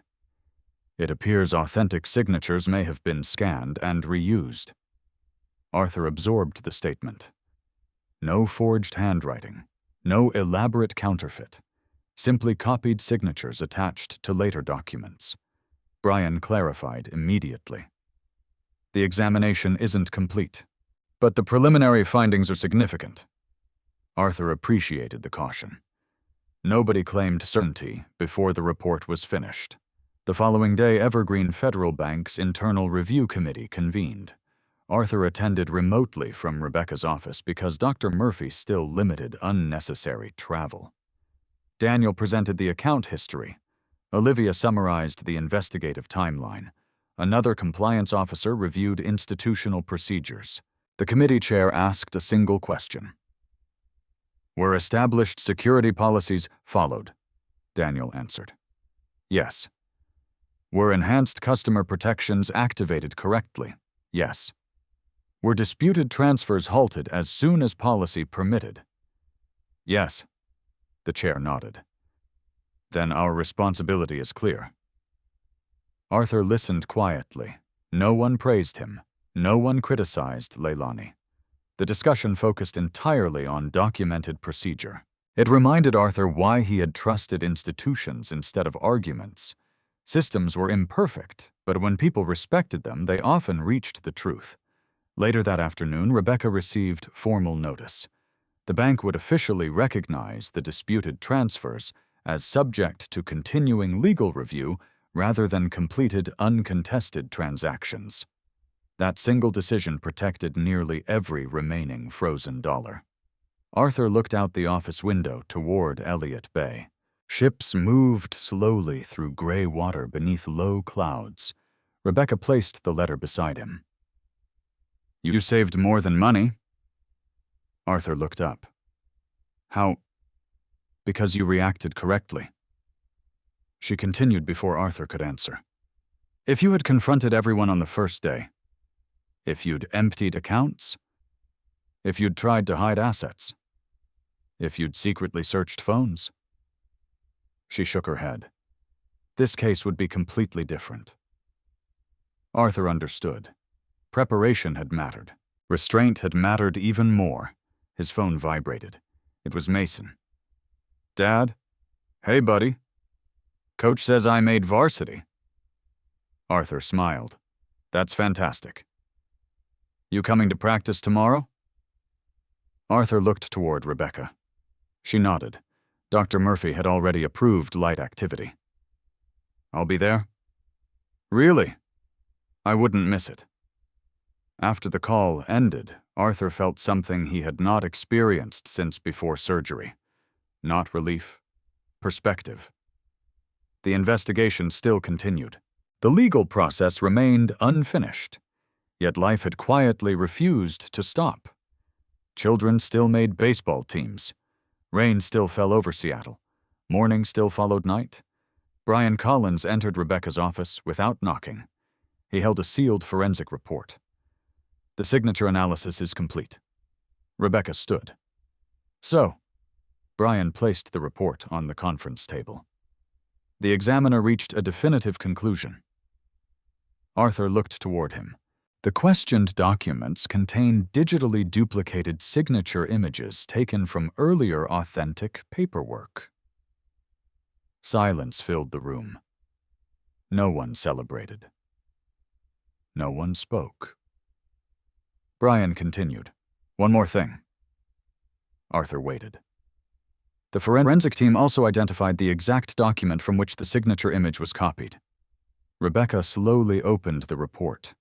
Her eyes moved across the first page. Then she stopped. She looked directly at Arthur. It came from your estate planning documents. Arthur stared at the final page of the forensic report without speaking. The signature had not been forged by hand. It had not been traced. It had not even been imitated. According to the examiner, the image had been copied directly from an estate planning document Arthur had signed 4 years earlier in Rebecca Lawson's office. The microscopic characteristics matched perfectly. The pressure patterns, tiny ink imperfections, and scanning artifacts all pointed to the same source. Rebecca closed the report carefully. That explains why the signatures looked authentic. Arthur nodded once. They were authentic, just not attached to the documents they appeared on. Detective Brian Collins leaned back in his chair. The report narrows our timeline. Arthur looked toward him. How? Someone had access to your estate planning paperwork after it was signed. Arthur thought through the possibilities. The originals had remained in Rebecca's archives. Arthur possessed certified copies in a locked filing cabinet at home. Another certified copy had been given to Leilani because both spouses were parties to the estate plan. He quietly wrote another note. Opportunity existed. Identity still unknown, Brian noticed. You still won't guess, Arthur answered calmly. No. Brian smiled faintly. I wish more investigations worked that way. Rebecca gathered every report into a single binder. The civil case is becoming straightforward. Brian corrected her gently. The criminal investigation is still developing. Rebecca agreed. And we'll keep those separate. Arthur appreciated hearing that. 2 different systems, 2 different standards, both deserving patience. Later that afternoon, Arthur drove with Evelyn to Mason's varsity baseball practice. Dr. Murphy had finally cleared him to drive short distances, though Evelyn insisted on accompanying him. The field overlooked Lake Washington. Parents unfolded lawn chairs. Teenagers laughed while stretching before practice. The smell of freshly cut grass replaced the scent of hospital antiseptic that had followed Arthur for weeks. For nearly 2 hours, he thought about nothing except baseball. Mason hit line drives into left field. He missed an easy ground ball. He recovered with a clean throw to first base on the next play. Arthur applauded with the other parents. No one there knew anything about frozen bank accounts, corporate investments, forensic reports, court hearings. Life continued beyond legal disputes. As practice ended, Mason jogged toward him. What did you think? Arthur smiled. You looked confident. I dropped one. You recovered. Mason laughed. Coach said the same thing. Arthur rested a hand on his son's shoulder. Recovery matters. The words carried more meaning than Mason realized. On the drive home, Arthur received a call from Daniel Reeves. I thought you'd want today's update. Arthur placed the call on the vehicle's hands-free system. I'm listening. The bank's recovery team completed another reconciliation. And? We've officially secured $186,412 that never completed settlement. Arthur glanced briefly toward Evelyn before returning his eyes to the road. So those funds are protected? Yes, Daniel continued. The remaining disputed amount is still traceable, Arthur asked quietly. Any new developments? There is one. Daniel paused. The commercial lender financing North Sound Property Ventures has suspended further disbursements. Why? They reviewed our preservation notice. Arthur understood immediately. Financial institutions protected themselves first. Once uncertainty entered the process, money stopped moving. Daniel added, the project is effectively frozen. Arthur thanked him. No celebration. Just another documented fact. That evening, Rebecca scheduled another meeting. This one included representatives from the commercial lender. Arthur attended by video conference from his home office. The lender's attorney spoke first. Our institution has no interest in funds subject to ownership disputes. Rebecca nodded. We appreciate your cooperation. The attorney continued. Construction activity has been suspended until legal ownership questions are resolved. Arthur listened quietly. Jason Brooks joined the conference several minutes later with his attorney. For the first time since the investigation began, Arthur observed Jason speaking at length. His tone remained controlled, professional. He argued that the investment had been negotiated in good faith, that construction delays would financially harm dozens of contractors, that uncertainty benefited no one. Arthur noticed something important. Jason never once claimed to have spoken directly with Arthur. Not once. Rebecca noticed it as well. She wrote another note. No direct authorization asserted. When it became Arthur's turn to speak, Rebecca asked only 3 questions. "Mr. Ford, what remedy are you seeking?" Arthur answered calmly. "I want ownership determined by evidence." Rebecca nodded. "Do you seek punishment through this proceeding?" "No." "What do you seek?" "The accurate disposition of disputed assets." The conference lasted less than 90 minutes. When it ended, Rebecca closed her laptop. "You've done something unusual." Arthur looked at her. "What?" "You've never once argued about motives." Arthur considered that. "They'll become clearer later." "Maybe. But money leaves records. Motives don't." Rebecca smiled. "Exactly." The next morning, Detective Brian Collins requested another meeting. This time he carried no folders, only a tablet. "We've completed interviews." Arthur waited. "With Jason?" "Yes." "And?" Brian remained careful. "I'm not discussing protected statements." Arthur appreciated the boundary. "What can you discuss?" The investigation established that several participants gave inconsistent timelines regarding when the investment was first discussed. Arthur nodded. "Inconsistent statements." "Correct," Brian continued. "We also confirmed multiple business meetings through independent records." Arthur looked toward Rebecca. No one spoke. Brian finally added, "We're preparing additional subpoenas." "For what?" "Electronic scheduling records." Arthur understood.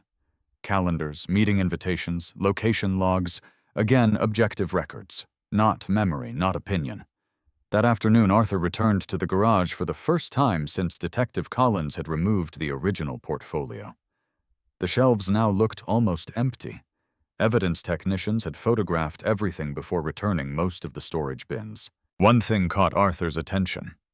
A shallow, rectangular outline remained in the dust where another box had apparently sat for years. He frowned slightly. He remembered organizing those shelves dozens of times. There had been another metal document case. Small, gray, fire-resistant. It was gone. Arthur searched his memory carefully. Had he moved it? Had Leilani had investigators removed it? He refused to guess. Instead, he photographed the empty outline. Then he called Brian. "I have an observation." Brian listened. "I'll send someone." An hour later, the detective examined the garage. He compared Arthur's recent photograph with evidence images taken during the original search. After several minutes, Brian looked up. "You're right." Arthur remained silent. "Our first photographs show another document case here." "What happened to it?" Brian checked his notes. "It wasn't logged into evidence." Rebecca frowned. "So it disappeared before the search?" Brian nodded slowly. "It appears so." Arthur looked toward the empty space on the concrete floor. He felt no anger, only curiosity. If another case had existed, someone had removed it before investigators arrived. The question was not who, not yet. The question was why. Brian's phone vibrated. He glanced at the screen, then looked back at Arthur. "I think we may have our answer." "What happened?"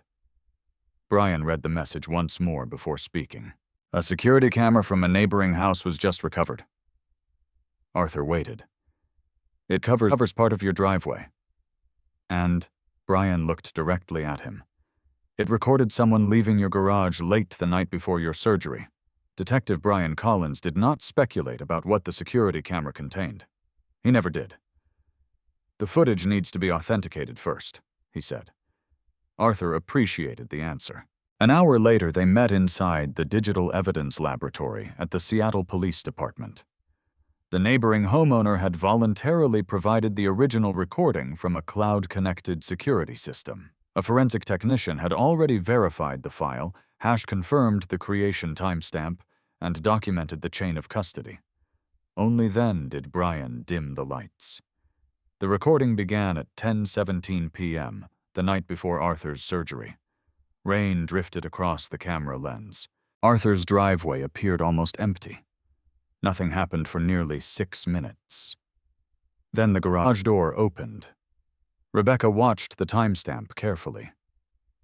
So someone was still awake. Brian nodded. A figure stepped into view carrying a small, gray, fire-resistant document case, the same size as the empty outline Arthur had photographed.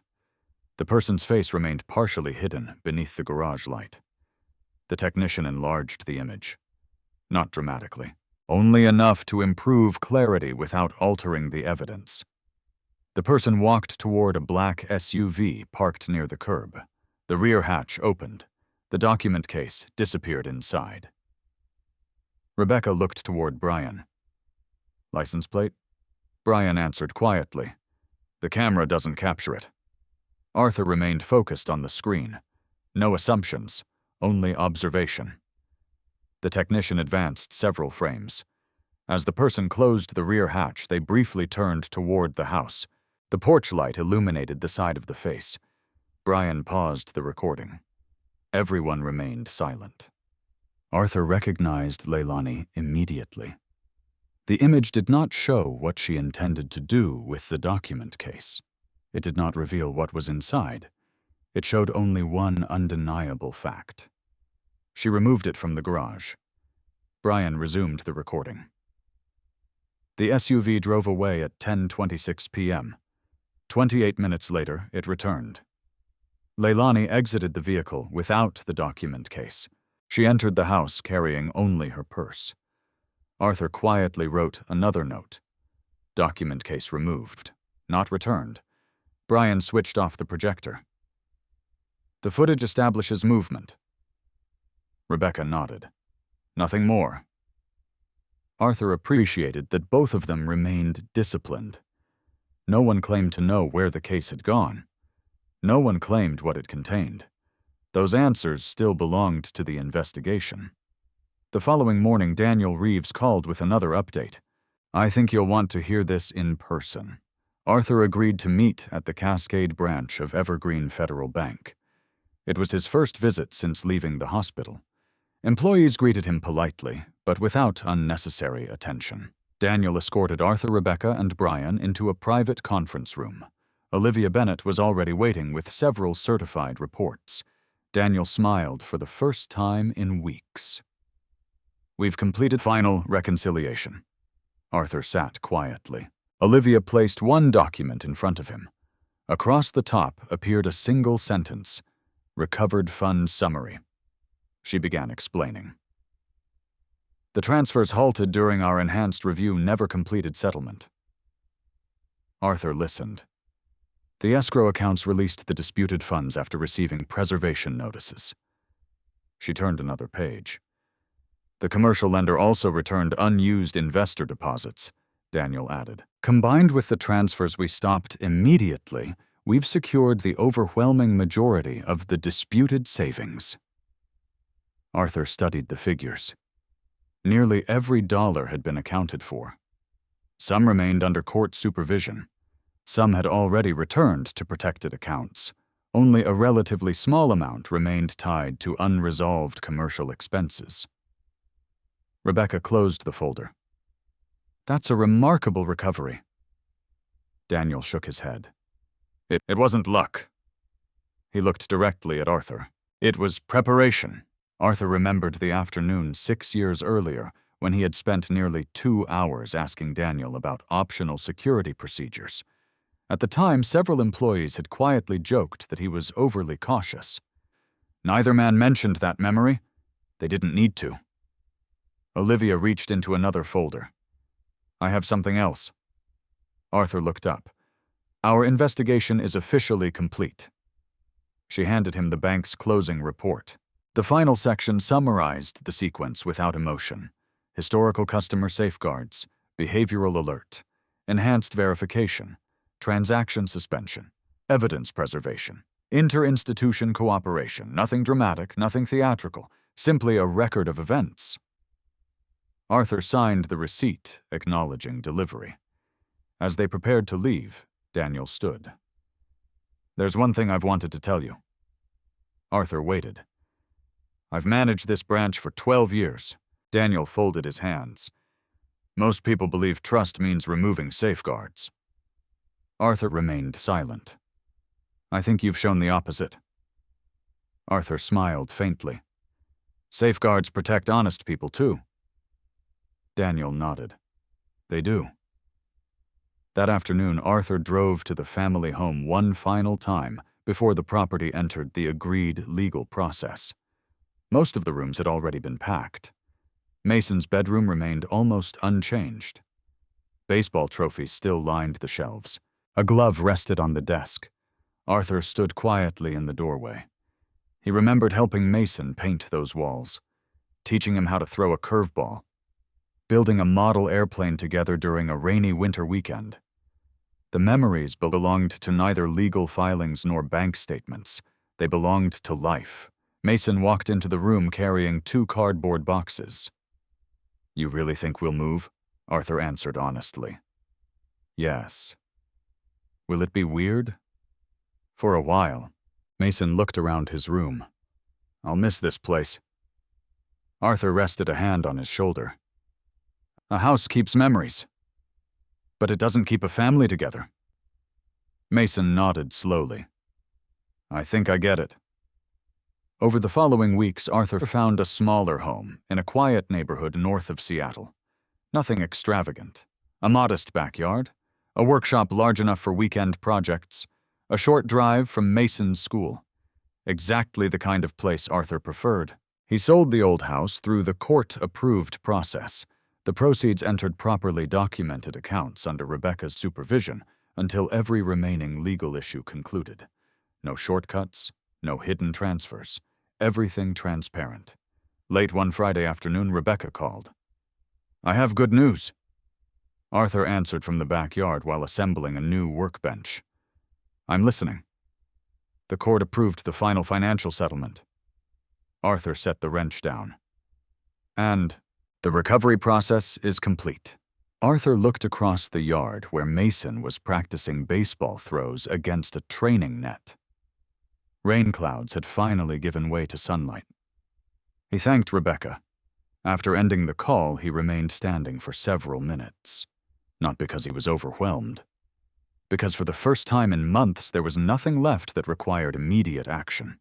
No emergency phone calls. No evidence to preserve. No deadlines. Only quiet. Only ordinary life. Mason jogged over holding a baseball. Want to play catch? Arthur smiled. Absolutely. He slipped on an old leather glove that had been sitting on the porch. The first throw traveled only a short distance. His shoulder still needed time to recover from surgery. Mason caught it easily. They continued throwing the ball back and forth beneath the clear Seattle sky. Each throw became a little stronger. Each step a little steadier. Arthur realized that recovery, much like justice, rarely arrived all at once. It came through patience, through consistency, through hundreds of small moments that slowly rebuilt what had once seemed impossible to restore. As the evening sun settled behind the trees, his phone vibrated once more. The caller ID displayed Daniel Reeves. Arthur answered. I thought you'd like to know. Daniel said every recovery order has officially been closed. Arthur looked toward Mason, laughing after missing an easy catch. Thank you. Daniel paused before adding one final sentence. You earned your peace. Arthur ended the call and placed the phone back into his pocket. He picked up the baseball again. This time when he smiled, it came naturally. Autumn arrived quietly in Seattle. The mornings became cooler. Maple leaves gathered along neighborhood sidewalks, and a light mist often settled over the parks before sunrise. Arthur Ford had developed a new routine that required no calendar reminders. He woke before 6. He brewed coffee. He reviewed the day's engineering schedule from home before driving Mason to school whenever his son wanted the ride. The routine was simple. That was exactly why Arthur valued it. After months of hospital rooms, legal meetings, financial investigations, and carefully preserved evidence, ordinary life no longer felt ordinary. It felt earned. His new home reflected the same philosophy. The furniture was practical.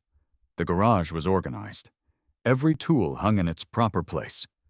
A modest workbench occupied one corner, where Arthur spent weekends repairing bicycles, refinishing old cabinets, or helping Mason build small woodworking projects. Nothing expensive. Nothing designed to impress visitors. Everything built to last. One Saturday morning, Mason walked into the garage carrying 2 mugs of coffee. "I figured you might need this." Arthur accepted one with a smile. "Thanks." Mason looked around the workshop. "It already feels like home." Arthur glanced toward the unfinished bookshelf they had been building together. "I think that's because we've actually spent time living in it." Mason laughed. "Mom always hired people to build everything." Arthur paused briefly. He chose his next words carefully. "There are different ways to build a life." Mason nodded. Neither of them said anything else. The conversation didn't need to continue. Some lessons settled naturally, without explanation. Several weeks later, Arthur returned to Evergreen Federal Bank for what Daniel Reeves described as the last piece of paperwork. The meeting lasted less than 20 minutes. Daniel handed Arthur a thin folder. "These are the final recovery confirmations." Arthur reviewed each page. Every recovered dollar had been documented. Every transfer had been reconciled. Every preservation order had either expired or been formally concluded. The file was surprisingly thin, considering how much had happened. Daniel noticed Arthur looking at it. "Funny, isn't it? What is? So many months of work. So little paper in the end." Arthur smiled. The important part was never the size of the file. Daniel nodded. It was the accuracy. Before Arthur left, Olivia Bennett joined them carrying a small envelope. "I wanted to give you something." Arthur looked puzzled. "What is it?" She handed it over. Inside was a copy of the original customer security memorandum Arthur had written 6 years earlier. The bank had stamped it case closed. Olivia smiled. "We're required to archive the original, but I thought you might appreciate a copy." Arthur looked down at the familiar paragraph.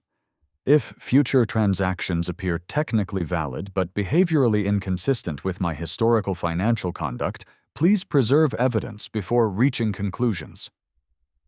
He folded the paper carefully. "I almost forgot I wrote this." Olivia shook her head. "I don't think anyone here will." Arthur thanked both of them before leaving the branch. Outside rain had finally stopped. For the first time in months, he walked to his truck without carrying legal files or medical records. Only his keys, his wallet, and the folded memorandum in his jacket pocket. A week later, Rebecca Lawson invited Arthur to lunch, not to discuss litigation, simply to celebrate the conclusion of a difficult chapter. They met at a small waterfront cafe overlooking Elliott Bay. The atmosphere felt remarkably different from their first meeting inside a hospital room. No binders covered the table, no timelines, no evidence photographs, only sandwiches, coffee, and the sound of ferries crossing the bay. Rebecca raised her coffee cup. "To closed files." Arthur smiled. "To accurate ones." She laughed. "I'll accept that." For a few minutes, they talked about ordinary things. Travel, books, Seattle traffic. Finally, Rebecca leaned back. "Can I ask you something?" "Of course." "What was the hardest part?" Arthur looked toward the water. not answering immediately. Finally, he spoke. It wasn't losing the money. Rebecca remained quiet. It wasn't even discovering the betrayal. She waited. It was resisting the urge to react before understanding. Rebecca nodded slowly. Most people don't realize how difficult that is. Arthur continued. There were moments when I wanted immediate answers. But immediate answers aren't always true answers. Rebecca smiled. That's probably the most valuable sentence I've heard all year. Arthur laughed softly. It cost a lot to learn. It also saved a lot. As lunch ended, Rebecca stood. I don't expect we'll have many reasons to work together again. Arthur extended his hand. I hope not. She shook it warmly. For a lawyer, that's one of the nicest compliments a client can give. Later that afternoon, Arthur stopped by Mason's baseball field. Practice had already started. He stood behind the backstop, watching quietly. Coach Ramirez noticed him. Arthur? Coach? Mason's improving. I can see that. The coach folded his arms. He's become more focused lately. Arthur watched Mason field a hard ground ball cleanly before throwing accurately to first base. He had to grow up faster than either of us wanted. Coach Ramirez nodded. He also had someone showing him how to handle pressure. Arthur didn't answer. He simply kept watching his son. As the sun began setting, practice ended. Mason jogged over carrying his equipment bag. You've been here the whole time. Wouldn't miss it. The two of them walked toward the parking lot together. Halfway there, Mason suddenly asked, Dad? Yeah. When everything happened, Arthur looked at him. Were you ever scared? The question lingered between them. Arthur answered honestly. Yes. Really? Every day? Mason looked surprised. You never acted like it. Arthur smiled gently. Being scared and being controlled by fear aren't the same thing. Mason considered that for several seconds. I think I'll remember that. I hope you remember something else too. What? When life gets complicated, Arthur looked toward the baseball field one last time. Facts are stronger than assumptions. Mason nodded. I will. Months later, on a clear winter morning, Arthur unlocked the garage and began another woodworking project. The radio played softly in the background. Coffee steamed from a mug sitting safely away from the tools. Sunlight filtered through the windows. His phone rested on the workbench, silent. No emergency calls. No lawyers. No investigators. No banks. Only an ordinary Saturday. Arthur realized that peace had not arrived because everything in life had become perfect. It arrived because the uncertainty had been replaced by truth. The truth had not shouted. It had not demanded attention. It had simply accumulated through records, patience, and people who respected the process enough to let evidence speak before emotion. The quiet man everyone had underestimated had never defeated anyone through anger. He had simply refused to abandon discipline when discipline mattered most. Outside, Mason called from the driveway.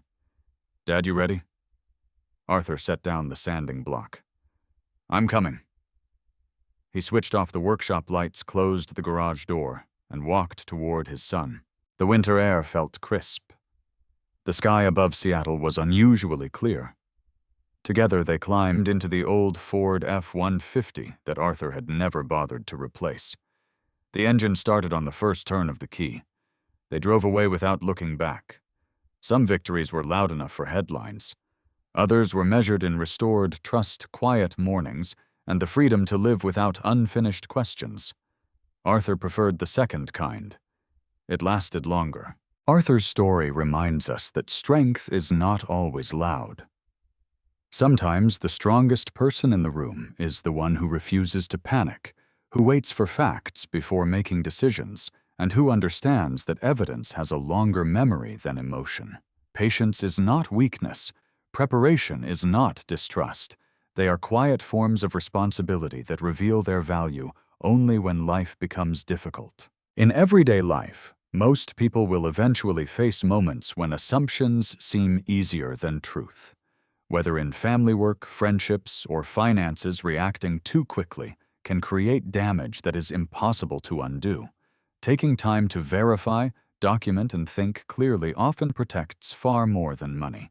It protects your integrity, your relationships, and your future. Have you ever experienced a moment when staying calm changed the outcome of a difficult situation? Share your story in the comments, along with where you're watching from. Your experience might encourage someone else who is facing a similar challenge today. And if you enjoy stories about resilience, justice, and the quiet strength of ordinary people, be sure to subscribe.